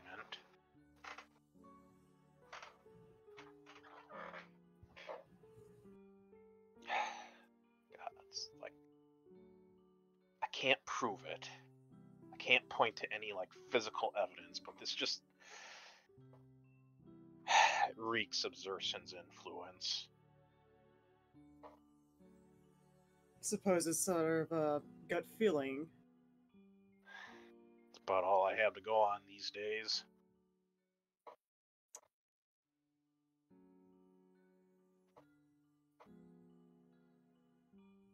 Gil's just kind of contemplating things, running through some things in his mind, and then just kind of looks up to Herik.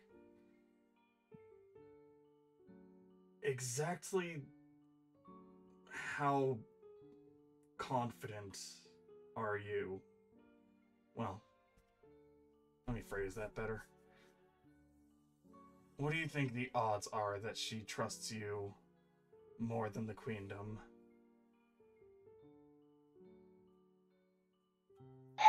Well, judging by her intense glare and the very obvious flip of the middle finger she gave me when she spotted me on the wall that day, she'd take some convincing. But she hasn't even heard your side of the story yet. If she had, what do you think?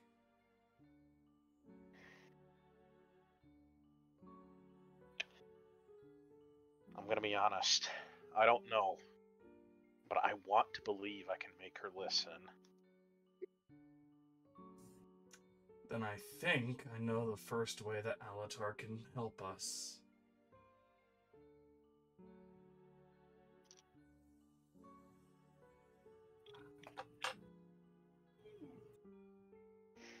Oh, Wolfus. Wait, are you seriously thinking of... You're actually thinking of trying to convince If anyone... one of the enemy forces? If anyone knows what the Queendom is planning, it's gonna be one of the people that's here to siege Aquamarine. And you think that you'll be able to convince this. Would you rather sit back and wait and hope that we survive long enough to figure out what is happening to Aquamarine after the Black Moon comes? No, but Then what other plays do we have right now?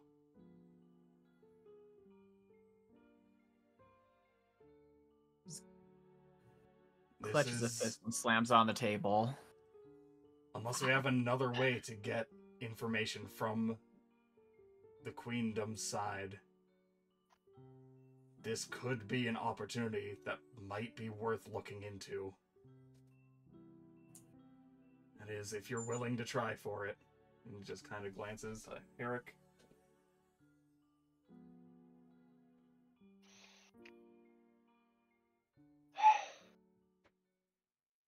Pretty damn sure she knows what's going on, considering, if you recall, the kobold we took prisoner on our way here to Aquamarine.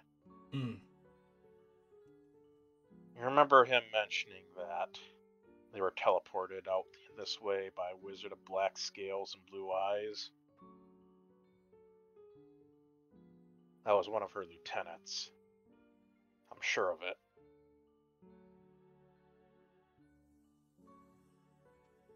Gil just kind of nods.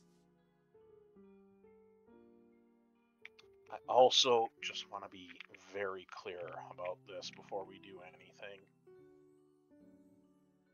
She is going to make it an absolute bitch to take her alive.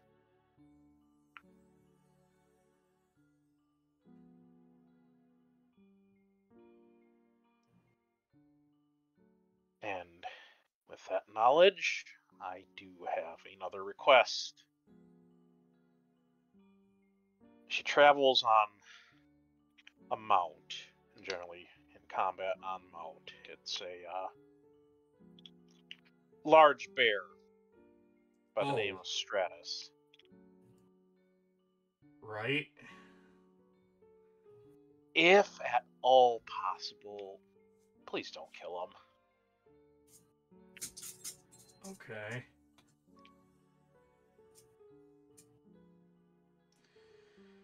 Well, let's start making preparations then.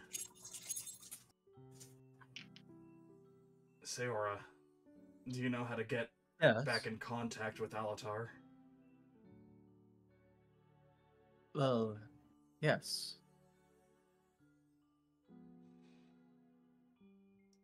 Let's meet him somewhere private so we can discuss a little more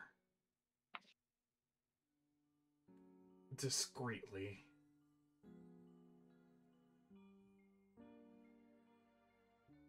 Maybe not the level of like privacy that cost I any more than she's already been costed.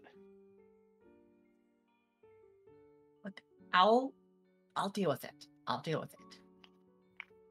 Yeah, you see, that's the thing. I know you say that, but that doesn't make me feel better.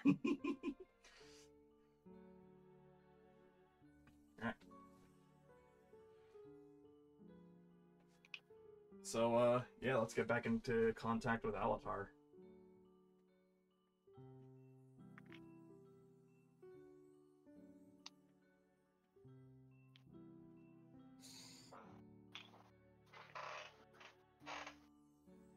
So, in that case, it's like at this point, Seora knows where Alatar is staying and such. And Seora would probably go over to Alatar's, or even just meet up with Alatar during usual walking times and just talk about the situation. Okay. Alatar, a few hours later, Alatar meets up with you. Well, actually, you're summoned to Alatar, who is in a lot more of a secure location than the Oaken Cask.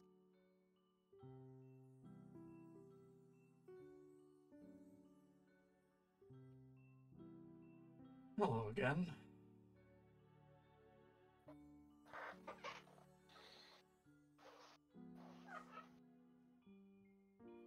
Hello.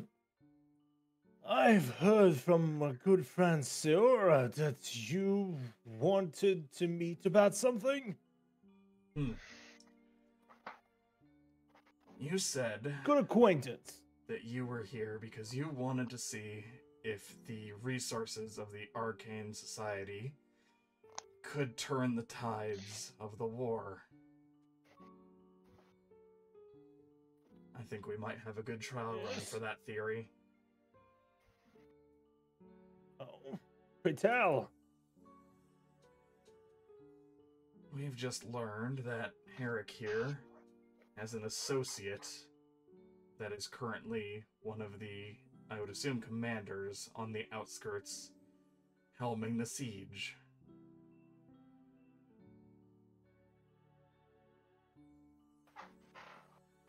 We want to try and make a play to see if we can convince her to join us instead. Or at the very least tell us what they're planning. And I would expect the Arcane Society would have multiple means of ensuring that we can do that with as little conflict as possible, no? Yes, of course.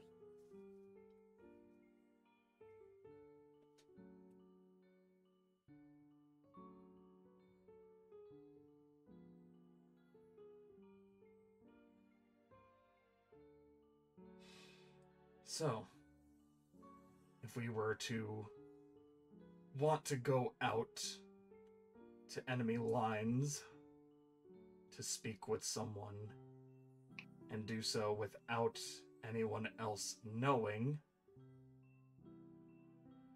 do you have the means to allow us to do so?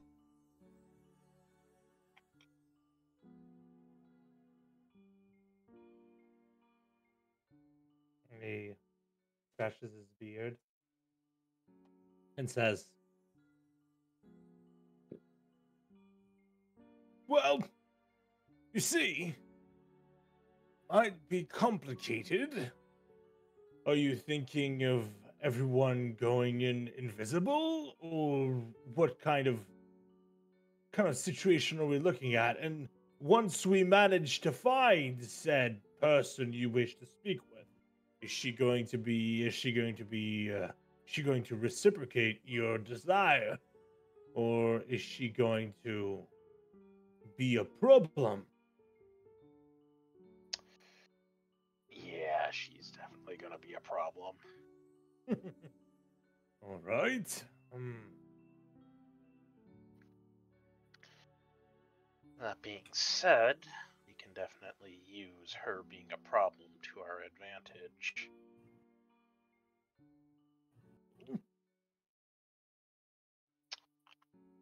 I'm gonna be honest, if she catches sight of me, she's gonna be pissed off. And I think if I agitate her enough, She'll chase you. yeah.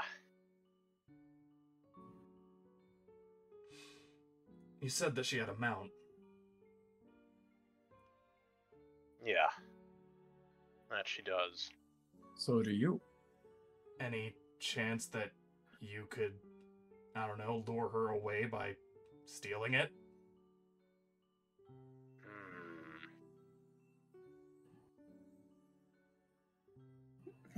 How well do you trust your new steed here?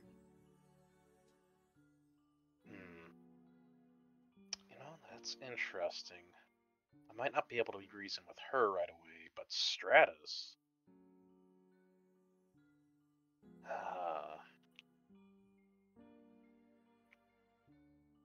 Might be possible.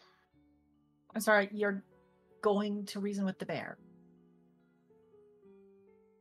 I mean, if he was an associate with this individual and she had a mount, animals probably aren't going to be as receptive to the same sort of propaganda as humanoids are. I should mention that this bear is, at the very least, intelligence-wise, on the same tier as Tish. And that Tish is. Tish is a Thylian steed. Oh. Stratus is a Thylian bear. Hmm.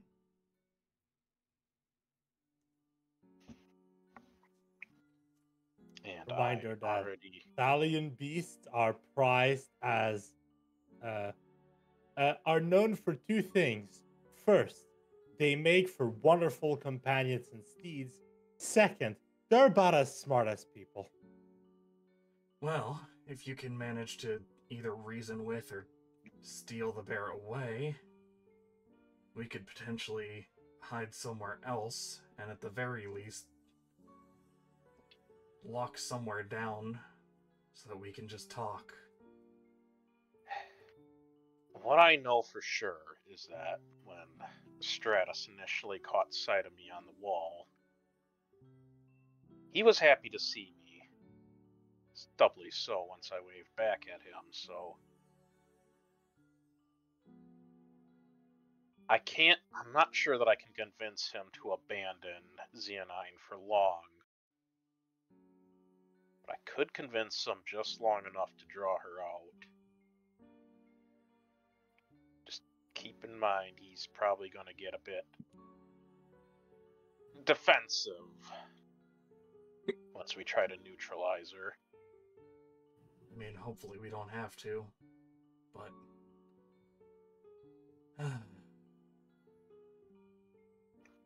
we'll just have to see how the negotiations go, I suppose.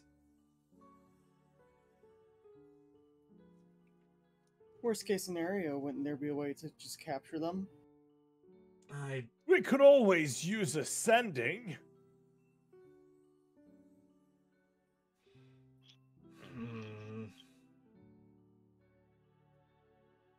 At least to see if she's willing to talk. I have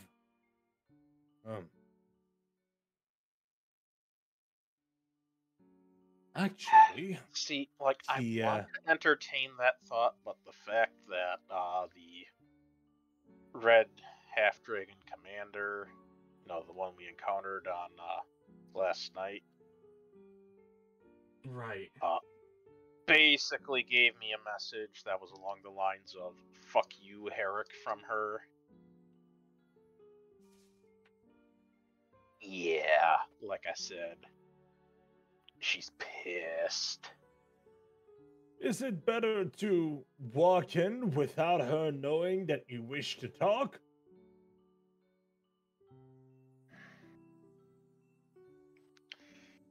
The issue is that I'm not sure how she's going to react to that. Like, I don't know. Maybe she would be receptive. Maybe she would set up a trap. I don't know. All right. He shrugs and he waves his hand, and 3 scrolls of message appear on the table in front of you. Message or sending? Sending, sorry. The sending spell. He's not going to make scrolls of a cantrip. Yeah.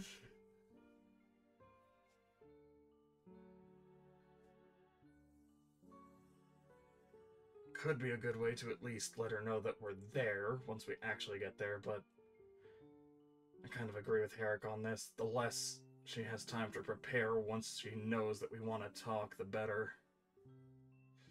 Surely there'd be a way to at least give someone else a signal on if she's going to be hostile or not. Well, I was thinking earlier, I said if you wanted to be invisible or not, and I'm realizing that it's my old brain talking. There's this new spell going around. We don't exactly know who came up with it, which is kind of a problem. I think it's called Privacy Field.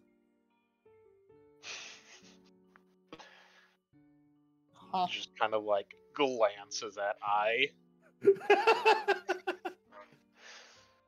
Yeah. I gives a shrug as if she doesn't know what the fuck is going on.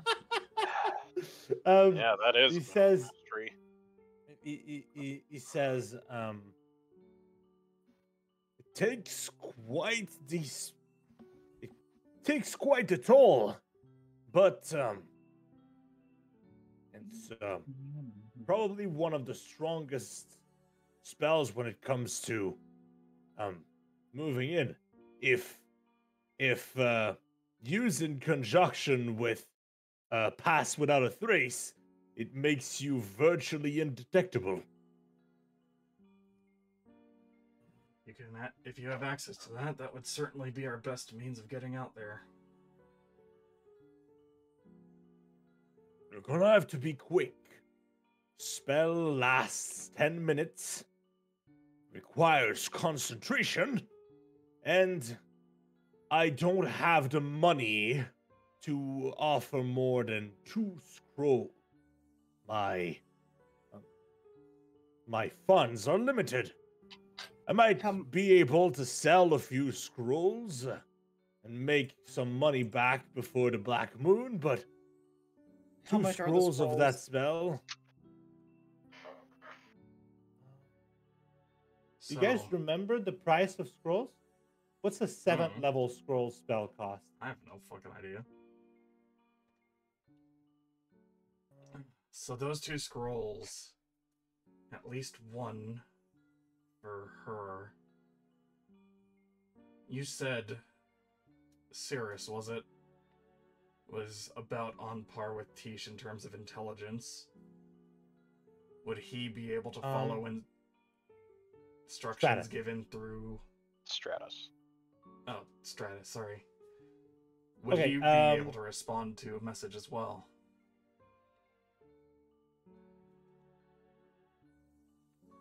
Or sending? Okay, so my answer to your question is scribing a scroll of 7th level takes 16 weeks of work and 25,000 gold pieces of magical ink. All right. Noted. So he's being all like, "Oh, I'm not sure it's gonna be pricey," but he's like dropping 50,000 gold pieces on you right now. You have a feeling his idea of what costs of like the price of living is a bit skewed from being like complete elite of society, but he is offering to drop 50,000 gold pieces on you right now. Gil's aware of that. He has no fucking idea. He's just like, oh, you have spell scrolls that we can use? I mean, you've offered, so like, yeah. Yeah. And as for Pass Without a Trace, I believe that's like 250 gold pieces. Yeah, it's like something. 2nd or 3rd level, I think. Yeah. 2nd or 3rd, that's 250 gold pieces. Yeah. That's what it costs to scribe the spell, not how much you can sell it for. Yeah. It's like base cost of just the paper and the ink and the time it takes. And it's like 3 days to make a 2nd level spell scroll. No, that's not actually. Hecate's in the wrong business here. Damn. Bards can Stratus. scribe scrolls. So Stratus probably won't be able to learn something new respond here. in like an actual language, but he would be more amenable to us meeting than she would be. Alright, well, sounds like we have a plan at least.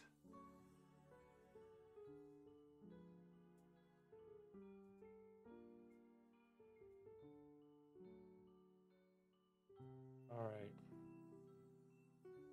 Okay, so he says, "All right, so you want to speak with the bear?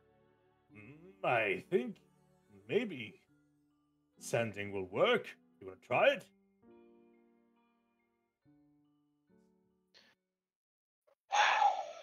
All right, here goes. And Herik's gonna pick up one of the sending scrolls. Mhm.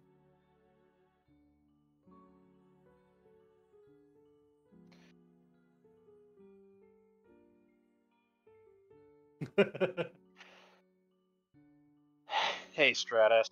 Uncle Herik here. Just want to let you know, I want to talk with your mom. So if you can convince her to that, be very nice. All right. Okay. Let me think. What is Stratus's answer? Why does this remind me of the people who've got like dog Instagrams messaging like their exes? um,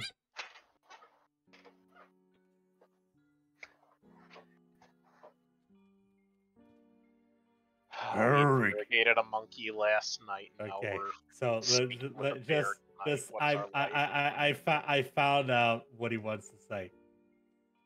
Herik, bring cookies? Cookies. And then there's like a silence, and then he says, Oh, more words. Bring many cookies.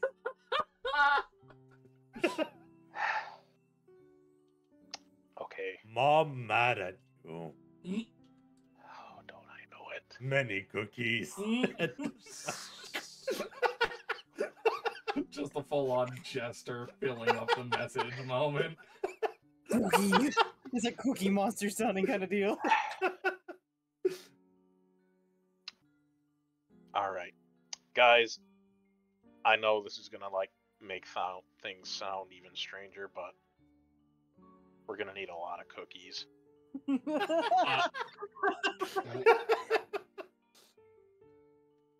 I assume for the bear. Yes, for the bear. I What don't know if kind? GN9 would actually accept any, but definitely for Stratus. Alright, well, I guess we'll try and stop by a bakery. Hopefully they aren't out, considering we're in the middle of a siege right now.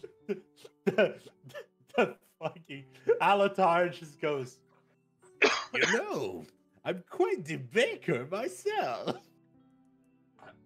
I mean, What kind of cookies does he like? What kind of cookies does he like, Warboss? like, what do you think? maple. Peanut butter? Peanut butter? Yeah. Peanut butter cookies? And like and he likes honey. Like the Okay, Yeah. but Peanut like if we butter don't is have one a of his way to like go favorites. get cookies, I have an idea on how we could make some. I have heat metal, right? Yeah.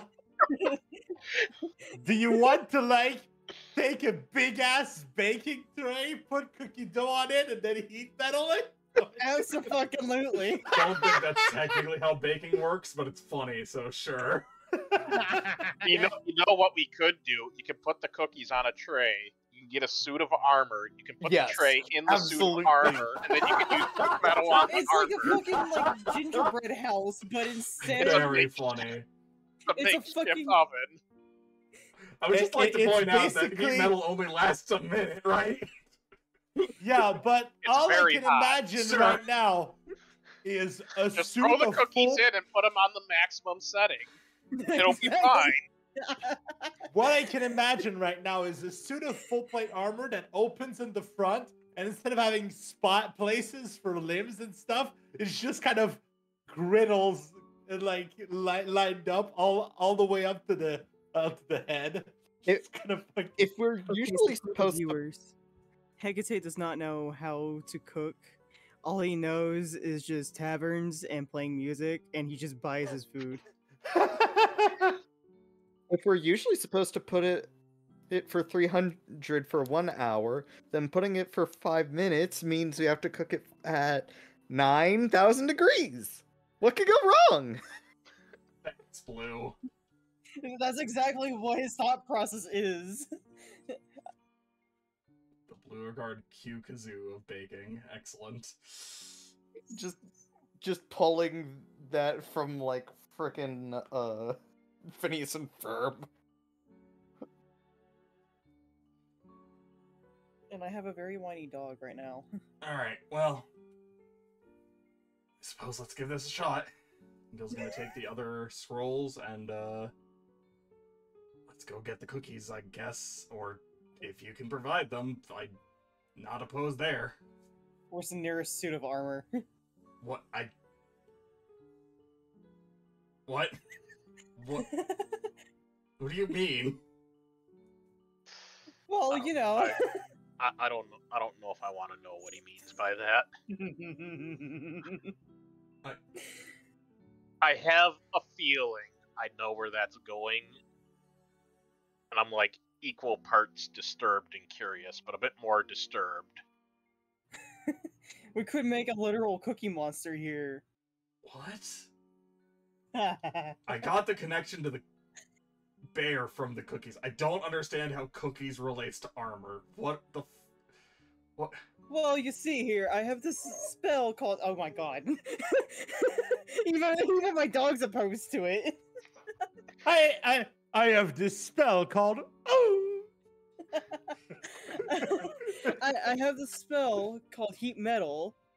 Surely Right. we could accelerate the rate at which we cook these cookies if nobody else is available for them. We're just getting cookies. I assume the Alatar, people we're getting Alatar them from says- already have them baked. Alatar just looks at you with a weird like expression, and he says, "That would work if you want burnt cookies." Oh my god. Again, Hecate does not know how to cook, so he's like, that would burn So them. he goes, heat metal is a spell meant to go hot enough to burn someone's flesh. You don't want that on cookies. All right.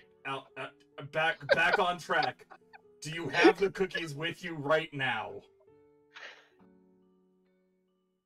No, I'd have to make them. That's the point. How many cookies would we need? Turns to Herik. This is a large bear, so a lot. I'm guessing we can make baked cookies. And he just starts to think, and he walks to like the back of the room and basically waves his hand and summons a kitchen. How long is this gonna take? As long as it needs. You How- can't how- rush baking. No, but you should have an estimate of yes, how we long this would can. take. I don't know. I've never made giant cookies for a bear. Do we need giant cookies? What? I don't understand. What is happening right now? Okay. So, I think what he means by when Stratus says bring lots of cookies, I think 1, so that he can have some. 2, so that we can offer them to Zeonine, since she is very upset. Why are we not just going to a bakery for this? I'm so confused. What Because is it's happening too right easy now? here, son. It's not easy. What do you mean? it would If be we go too to a easy. bakery, they're already gonna have the cookies. What the fuck are we doing right now? It would be too easy to go to a bakery. Why can't we just make them What- now? Yeah. What do you? What? You know, the more you argue about this, the more time is being wasted and the more cookies you could be making. The more cookies we could just be buying right now. What the fuck are we doing? Alatar, It's more entertaining Alatar this is- way. Why buy them? Alatar You is can make just them. mixing the cookie dough. Is going. I love the smell. Mm. No, I'm not sure where you got all those ingredients are or how long you've been doing that, but I'm not going to complain if you get us cookies. He shrugs and says, "How about this, Gil? Go to that bakery of yours, buy your cookies, come back. If I'm not done, you win. If I'm done, you taste them, and if mine are better, we're using them." Is this a fucking like King Neptune versus SpongeBob fucking thing? What are we doing? Fucking fine. And then Alatar puts both his fists on his hips, and he's like, "How dare you not trust the Cookie Wizard?" You can't tell me how long this is gonna take!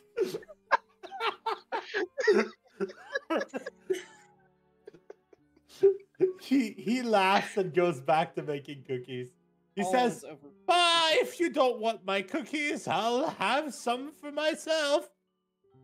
And Me he's too, like, please. Don't care which Oh, cookies, they're for the good. bear! he continues to I cook don't cookies. want the cookies, we need them for the bear! What part of this is hard to understand? I left for like 5 minutes and we're still on this. The wizard looks at you and just shrugs, and he says, "Well, you were talking about cookies, and now I want to make some. Oh my god. I already gave you your scrolls. You have everything you need. Now, buzz off." And he goes back to making cookies.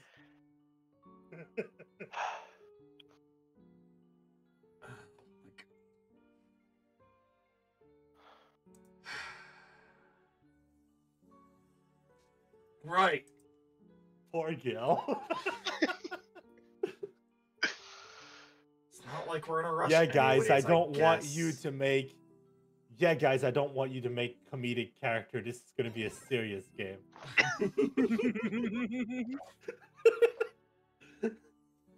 Oh fuck, I'm dumb. Anyway, Gil's so just gonna throw his hands up in the air, sit in like a chair in the corner, and just simmer. Just like, oh my god, fucking just.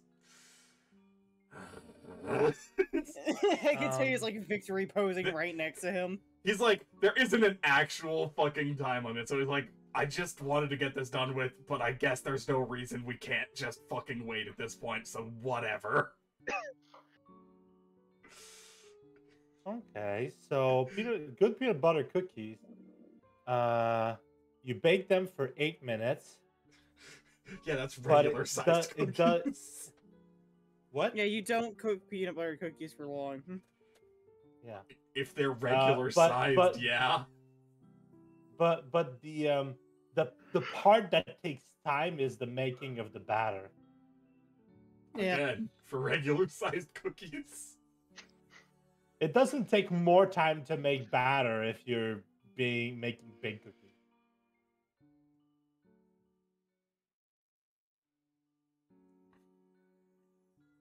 Anyway, so Not to mention he's after a good wizard. after a good 15 minutes in his magic kitchen that basically does half the cooking for him, he takes out a tray of first tray of cookies and then puts a second one in the oven, and goes back to just kind of preparing more cookies. And he says, "You can try them, see if you like. Or if your bear will like, I don't know." Just finish the cookies. All right. Well, I mean, after like a good another good 10 minutes, there's like 2 full trays of 24 cookies each. I just imagine they're like the You've got size of 48 frisbees. Yeah, something like that. And he just kind of waves his hand and telekinetically kind of stacks the cookies, and then just then there's a cloth that wraps around them and ties itself on its own, and you have like 4 piles of cookies. each one having 12 cookies. Right. Gil's gonna grab one of them. Now, let's go fucking try to do this. He shrugs and says, "Have fun!" Gil's And just gonna he- leave. I offer no guarantees to that. And he just kind of watches you walk away and just goes, I'm very good.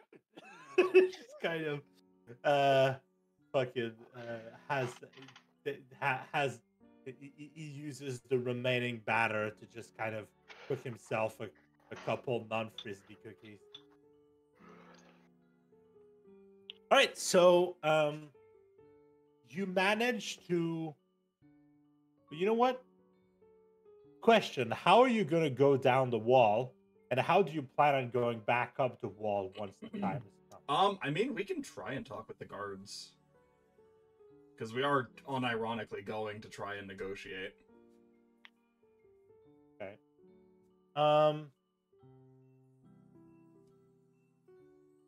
All right. What's your business? We're gonna go try and talk with the opposition. See if we can come to some mutual understanding or get information on what they're planning. Ha!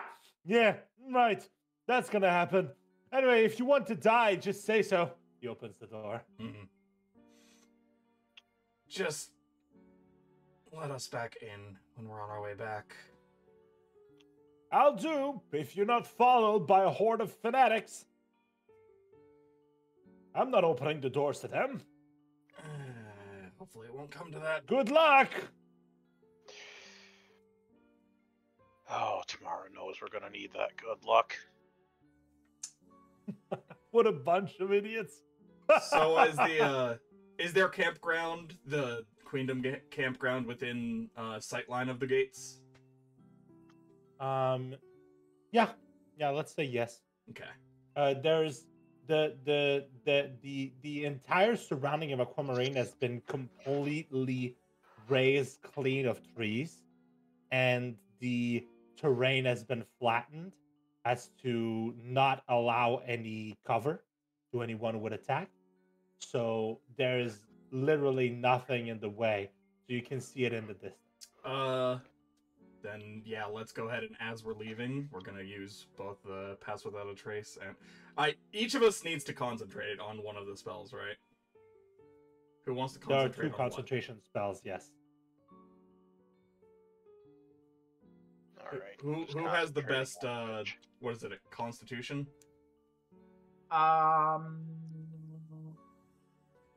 You want best constitution? Yeah, no, Sayora is probably one of them. Yeah, that's definitely not me. I just bumped my constitution up. It's +3 now. Mm-hmm. I've got a plus Do you have Kansei proficiencies? Yes, I do. So yeah, you're definitely Alright. one of them. Sayora's definitely one. And then I've got a +4. That's higher than me. I've only got a Okay. +3. Then I can do. Y'all I'll are do- definitely higher than me. I got a +2. All right. I'll do Pass So Without a you Trace. can't- Sayora, you do non-detection or whatever it was. The privacy field. Privacy field. screen. Yeah. All right. And then yeah, as we're leaving the gates, we'll immediately throw both of those up. All right, let's be quick about this. And we'll all take off running towards the campground. All right. So, walking to the south, east of the campgrounds, you see a person and a bear, and the as you approach, you hear the Dragonborn say, "Stratus, what is this? Why are you? Where are we? I said I would follow you, but we're getting pretty far from camp. If we go too far, we won't be able to get reinforcements if something happens. You know how tricky these people are." And then Stratus just goes, "Oh." And she goes, "I know you can talk. Stop being stubborn. He says, he looks around, sniffs, and says, Riders, cookies. and then she just sighs and says, Tyrant, we're on the field, Stratus. We're working with rations. We don't have cook. And as soon as she says that, she like crosses the barrier of the spells. Yeah. So she crosses that. So privacy screen isn't like a wall of force or something. Yeah. So she just walks past, and immediately once she's inside, she can see all of you. And she says, "What does she? I'm gonna roll. Do you have a line before she does something, Herik?"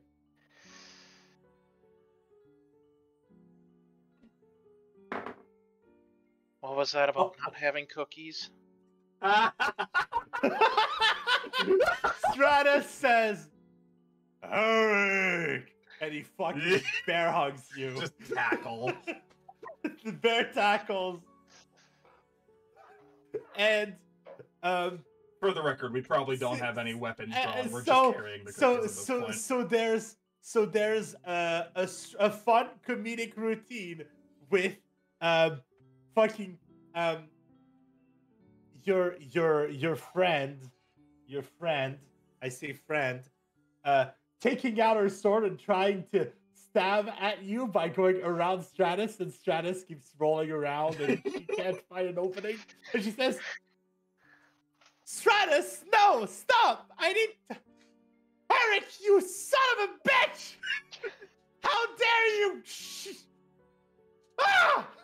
She just throws her spear at the ground and just goes, fuck you! What? And she turns around Stratus to walk away. No. All right. Good. What'd you do? Oh, come on, CNI. Don't be like that. I just want to Don't talk. be like what? You know, it's ironic. You call me a son of a bitch, but you're kind of the one acting like a bitch right now. Oh, shut up! Shut up! Oh, fuck. Like, it's one thing to run away from your responsibilities. It's another to stand on the other side of the battlefield. You've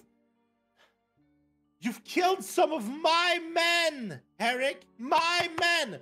People under my responsibility. I'm getting the boot because you can't fucking get your life straight. Herik, what are you doing? Look, Xeonine. I know. I wanted to reach out to you before everything happened, but a lot of things have happened. Yeah, no kidding. And then just Stratus is kind of like his nose is in the pack of the of cookies, and Stratus turns to Xeonine and a big goofy bear smile on his face, and he goes, "Look, Mom, cookies." And then she just goes, "Oh. Yeah, Stratus, those are cookies." And she just falls to the ground, sitting cross-legged, and just goes, Herik, what the fuck? Look, the Fourth made it extremely difficult for me to hear anything from the outside world and to talk to anybody. You don't think I didn't want to reach out to you about what was going on?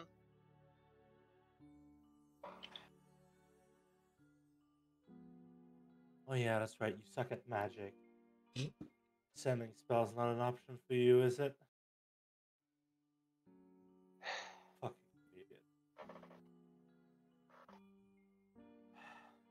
Look, even if I was capable of magic, Zerson wouldn't have allowed it.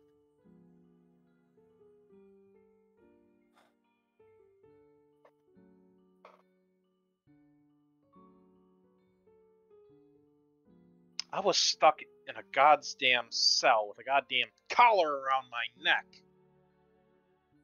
Yeah, because you did something stupid. You broke too many rules. You know how we're under scrutiny because of what we are. Herik, we can't afford to not be a good example to the troops. Oh, so that just comes at the cost of being true to yourself, to making your own path? That doesn't sound very draconic to me. Oh, shut up.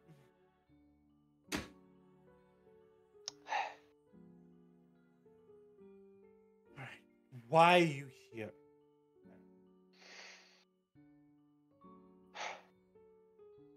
I'm here because I wanted to talk to you.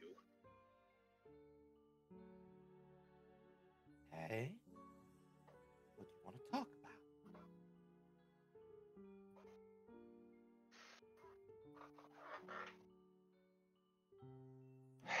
The whole reason I left was because of what they did.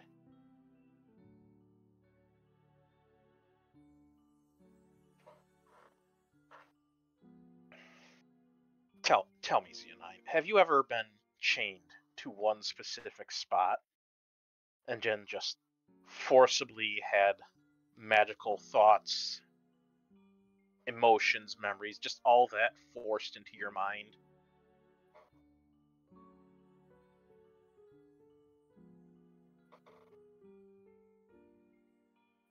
Herik, I'm Blue. You know exactly what we have to deal with. I've had deaths.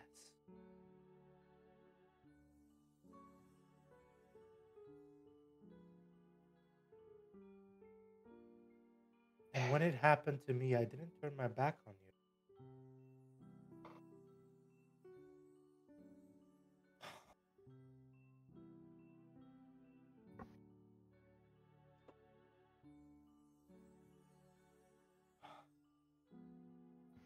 You know, it's not that you left.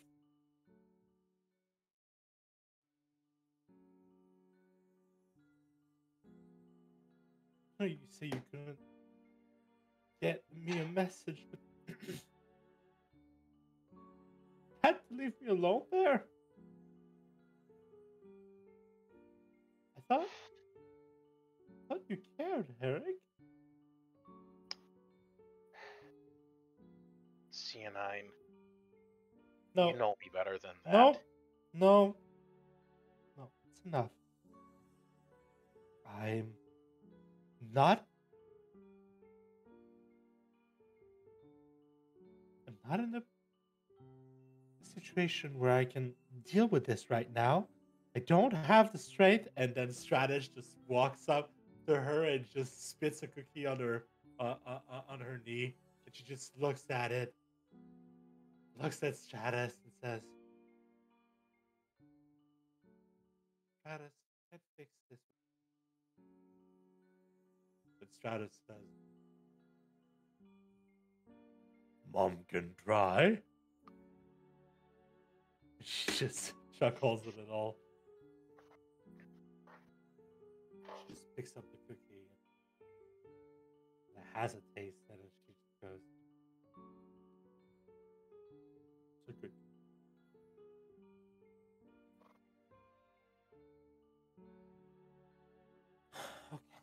Okay.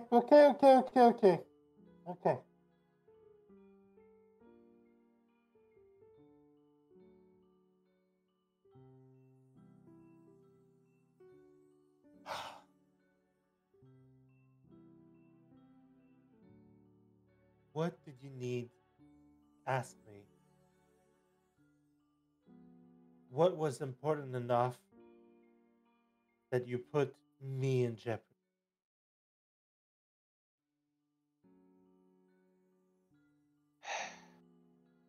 Aside from finally owning up and finally reaching out to talk to you, look, I know you've been upset about things, but you know me better than that. You know I've always cared. You know that I've been there when others haven't been.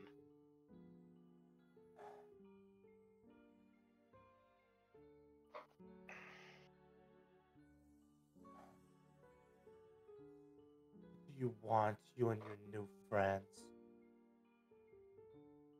Glares at you guys in the background. And as she glares at you, Stratus just kind of walks up to Sierra and says, "Bird."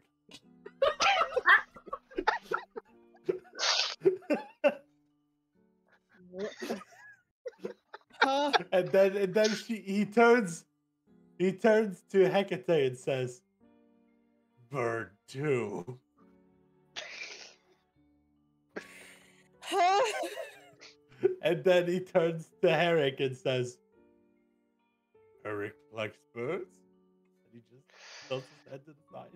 He's Just kinda happened, Stratus.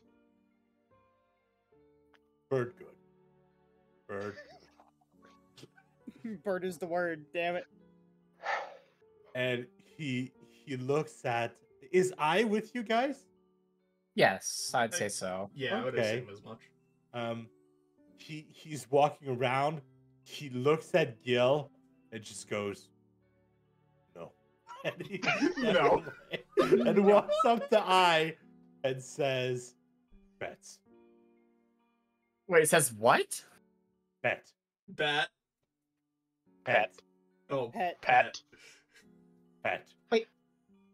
The bear demands head pets.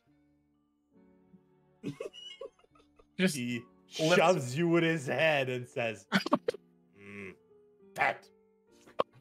Oh my god, it's exactly like what my fucking dog says. Like, Amazing. he'll fucking slide his head underneath your hand just so you can actually be petting him. almost as if instinctually, she just immediately starts petting the bear. All right. He growls and just kind of shakes his shoulders a little. He looks happy. It's he says, "You bet well."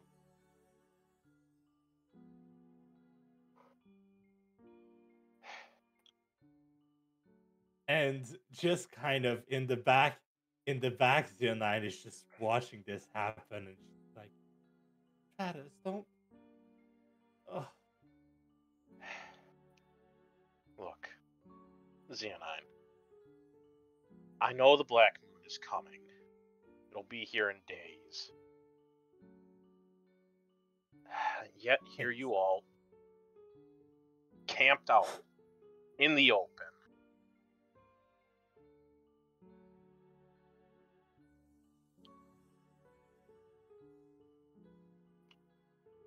I know you don't give a damn about me.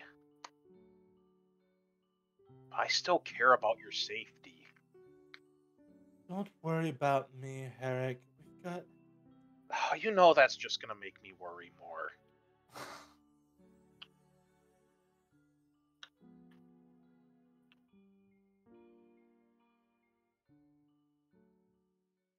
You know, Herik, you know how the moons are chromatic, like the dragon? We have a black ancient camp whose entire job is just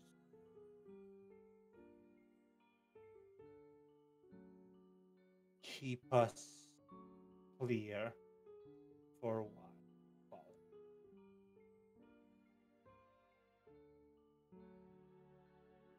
You know, black dragons are immune to the black moon because that's their moon.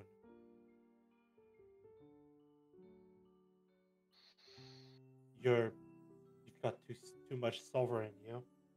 And you're not a full dragon, but we've got an ancient. We'll be fine.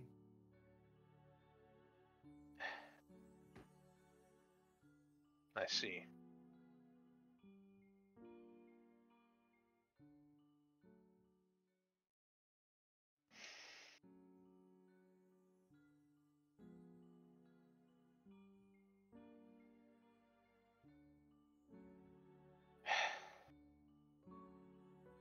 I get.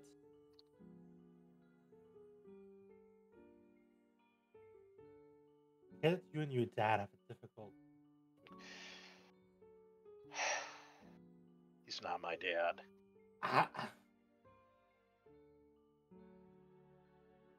He's your blood, then. Whatever you He's want a to call bastard. it.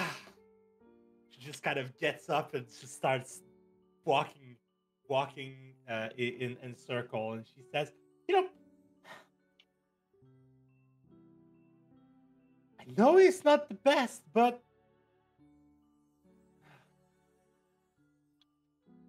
at least you have one."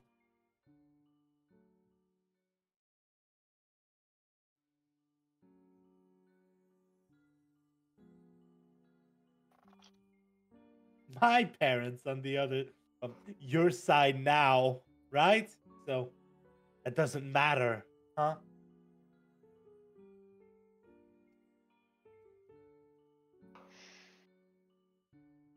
I would have given a lot for, like,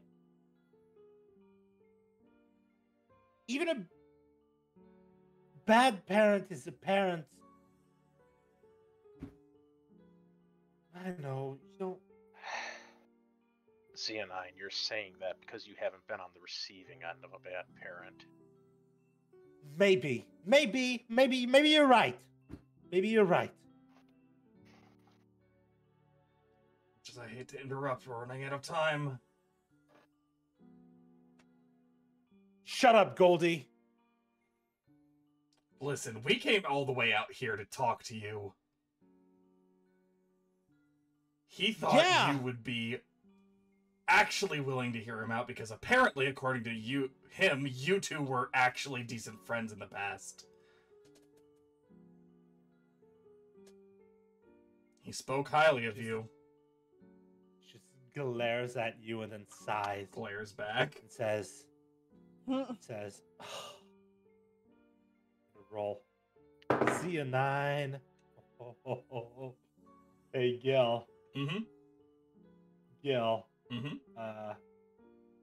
You remember how you said you were good at being grumpy and not good at intimidation? Intimidation? Yeah.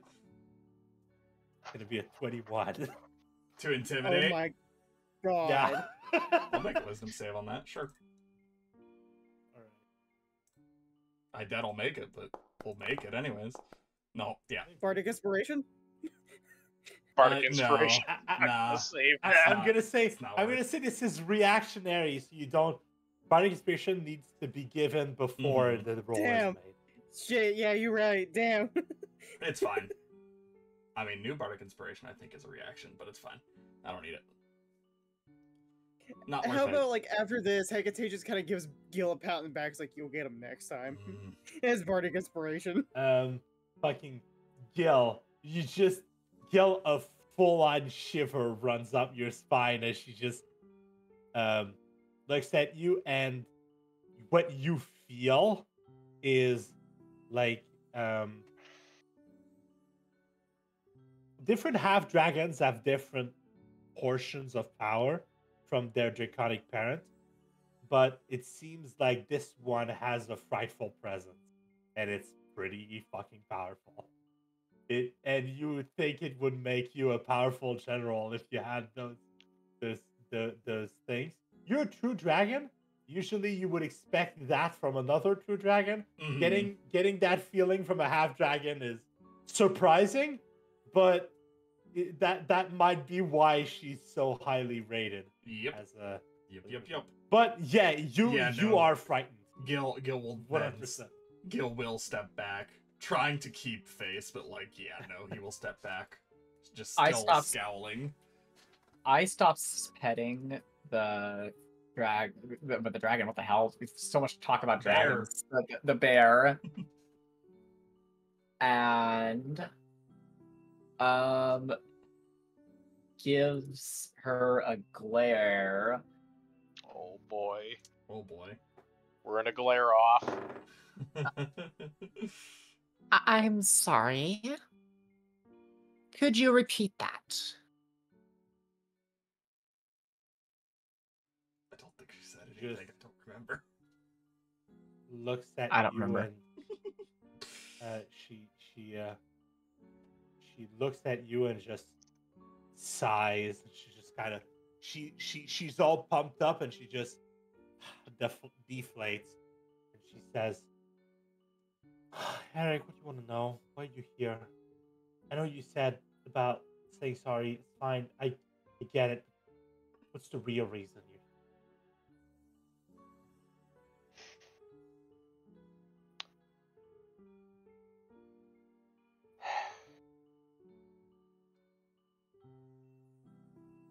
I mean, I wasn't lying when I mentioned the whole Black Moon thing. That is one of the big reasons I came out here.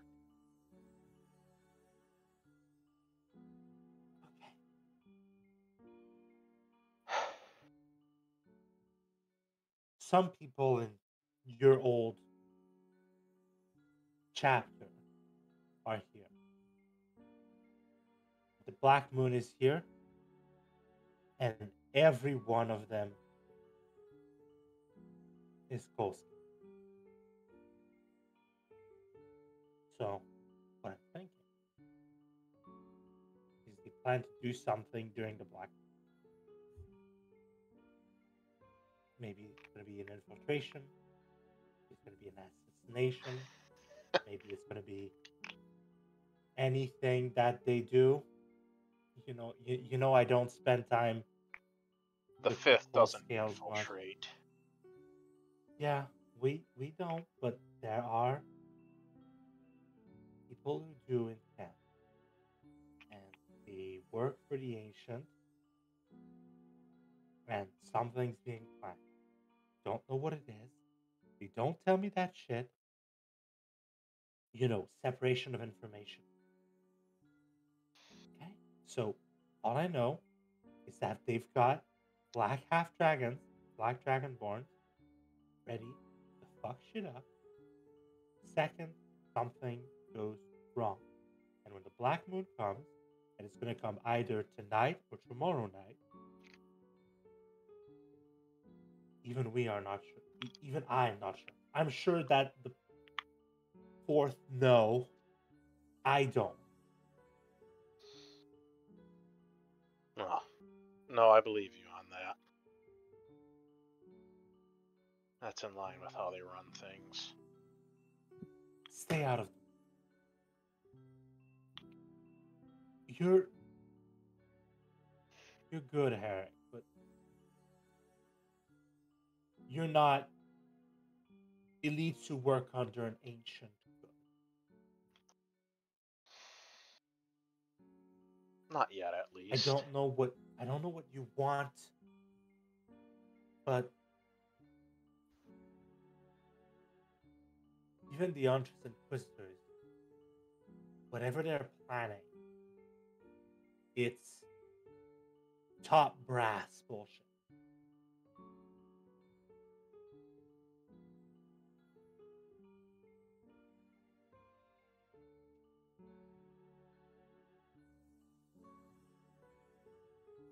She just kind of sits back down and angrily devours her cookie. And she just goes, Roll for poison damage.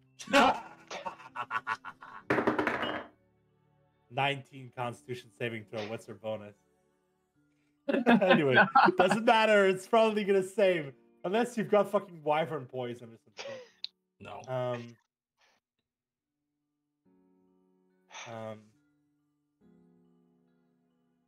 Z9, I'm gonna be level with you. You say you don't know what I want. Honestly, I don't even know what I want these days. I'm still figuring things out.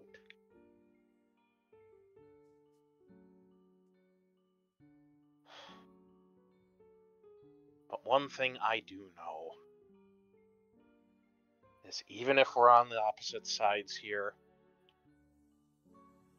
I don't want you to die.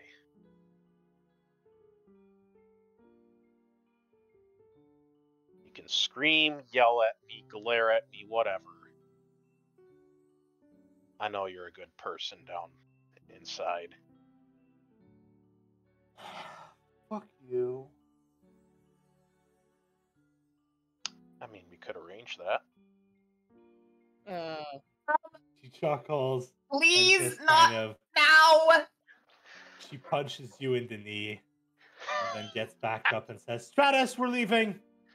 And Stratus looks at like the remaining cookies and goes, but cookies? Well, And then she says, no, we don't want any proof that anything happened. We can't bring back the cookies. But cookies. Stratus, that means you gotta eat as many as you can right now. Right. Don't- We're nearly out of time. His diet is important. Oh, You can't take the cookies, but at least take this. And Gil's gonna throw one of the scrolls of message or sending at her. right. I want everyone to make perception checks.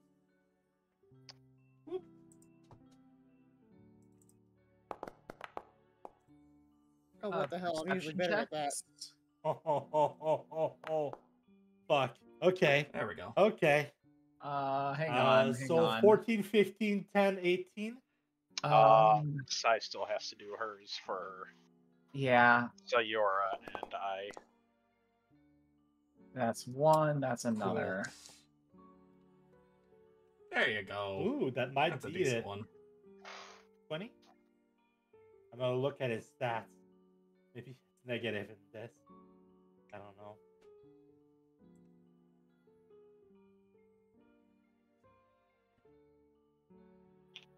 Alright. Okay, so you start walking back. Like I said, Gil's gonna throw one of the scrolls of sending at her. Just go like, we've gotta go.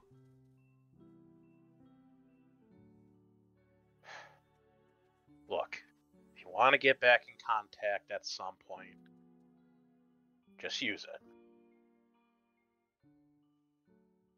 Herik? Alright. Come on! Even if it's just to insult me further, at least I'll know you're alive. Coming. Alright. Like Hecate just shouts from the distance. Consider who you're actually fighting for. And with that, Gil's gonna leave and run. But before you go, as we were finishing up, Stratus nuzzled each of you, and except you, Gil. Yeah, no, that's fair. He nuzzles like I, who's been petting, and then he says, "Bird." He nuzzles the Hecate, and then he says, "Bird," and he nuzzles Sayora, and then he walks up to Gil and says, "No." And turns. Too much metallic musk. That's fair. As they walk away, I just points to the bear and says, "I like that one." At least it's not a bird that goes chirp.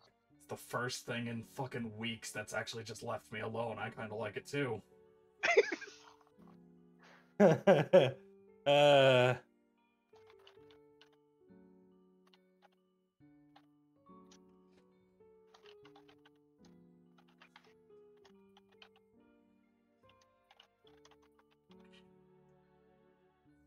Anyways, okay. If you have any last words, yeah, we're leaving. We gotta go.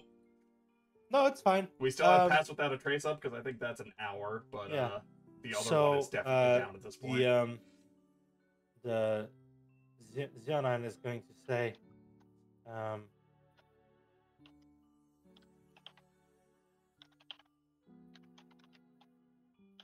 I'm just finishing something. So, Min, when you get the chance, can you paste the name into chat?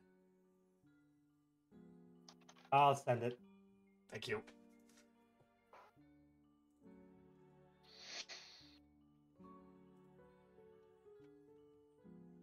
game is going to I sent it. cooperate.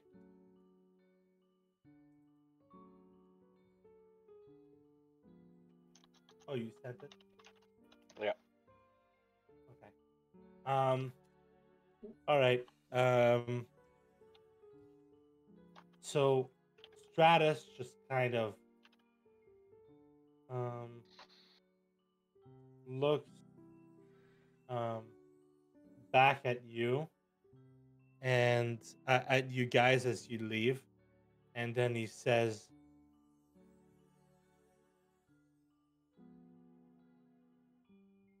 Bird do good job. Yes. Huh?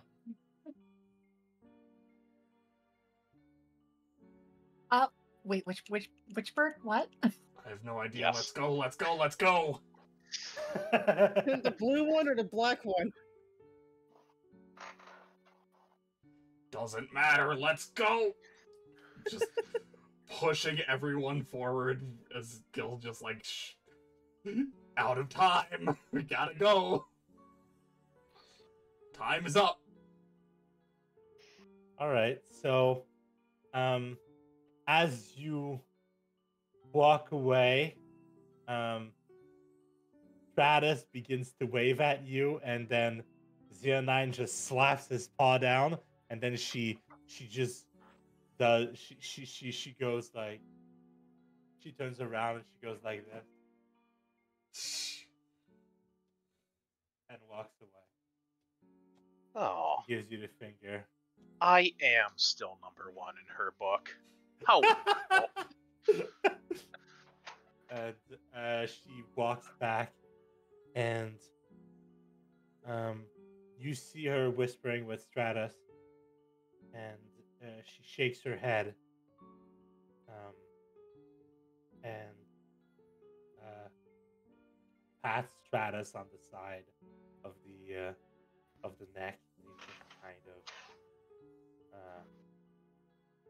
looks a bit down, looks to the ground, and just kind of.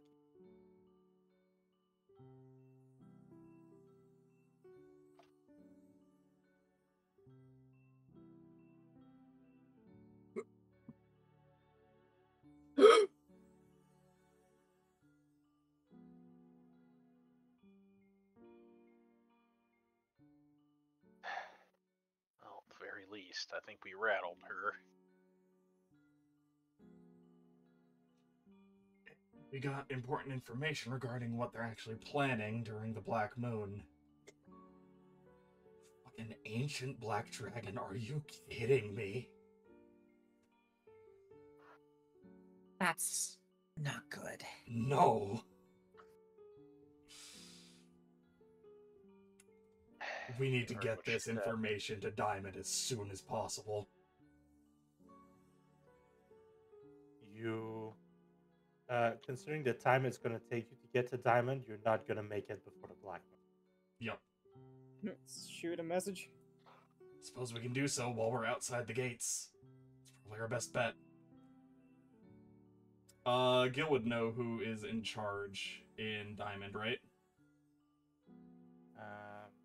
The one in charge in Diamond is Herik's patron. Oh shit! Really? All right. Yeah. Fucking. The fucking Tamara. Tamara. Well, then, if Gil knows that, he's actually just gonna go like, wait, Diamond. Fuck. All right.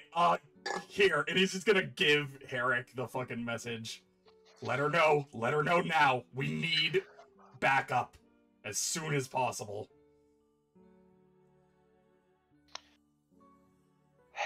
All right. He is gonna take the scroll.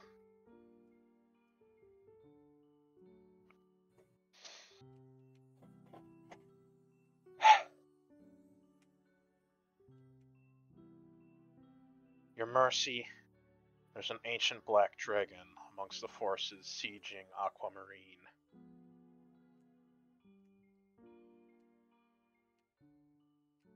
The situation is dire.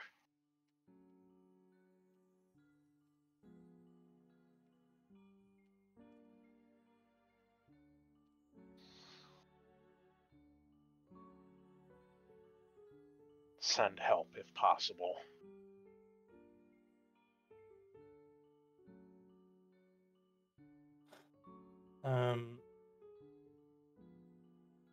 Did you say an ancient black? Yeah.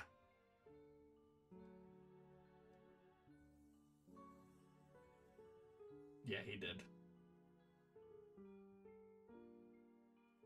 Just give me a second. I need to double check something real quick.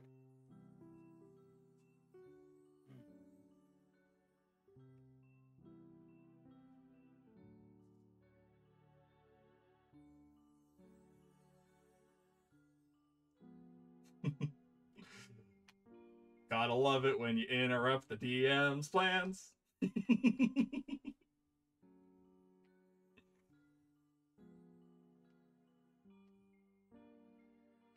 Double checking something. You see? Okay. So,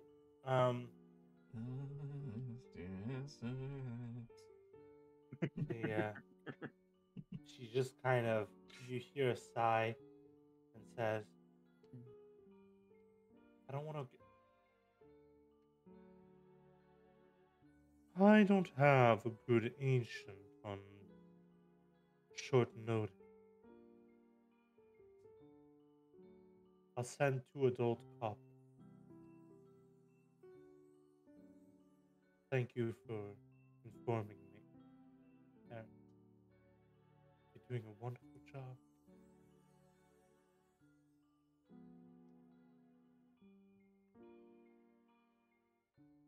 Gil's just gonna kind of keep looking at Herik. Got it? She doesn't have an ancient on standby on this short of notice. All right, good. Gil's just gonna knock on the gate doors. It's just like, we're not being So she's chased. Let us sending in. 2 adults.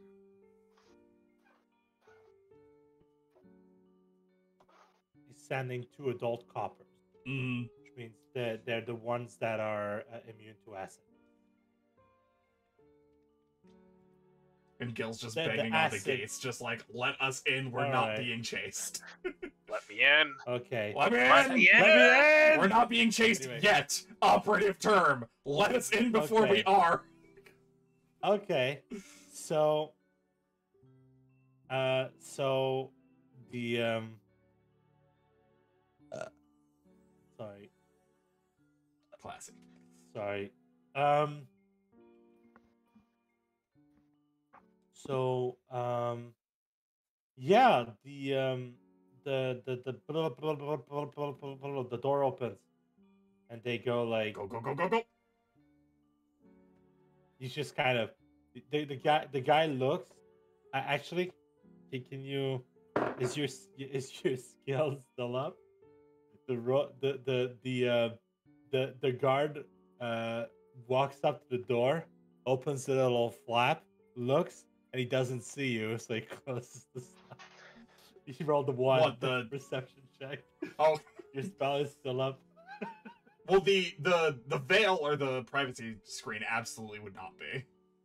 Like, it's, Okay, the privacy screen is the way. yeah, because that Okay. lasts 10 Well, minutes, you right? rolled That's the privacy screen you lasts roll- like 10 minutes. That has been way more than 10 minutes Okay. at this point.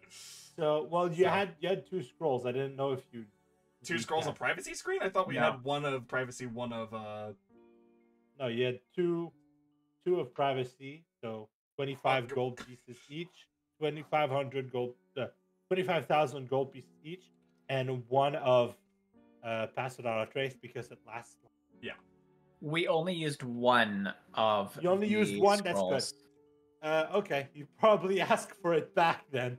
yeah. So yeah, so I'm gonna say, you manage to tell the guard that you're there. He looks, makes sure that no one's following, opens the door, closes it back up, and then as the evening approaches, he lowers the portcullis. And you know what? I think that we've been going for 3 hours and a half. It's a good place to stop, and we can start the next session with Well, reconvening with Alatar. let's hope and, that was enough to uh, give us an edge in the coming battle.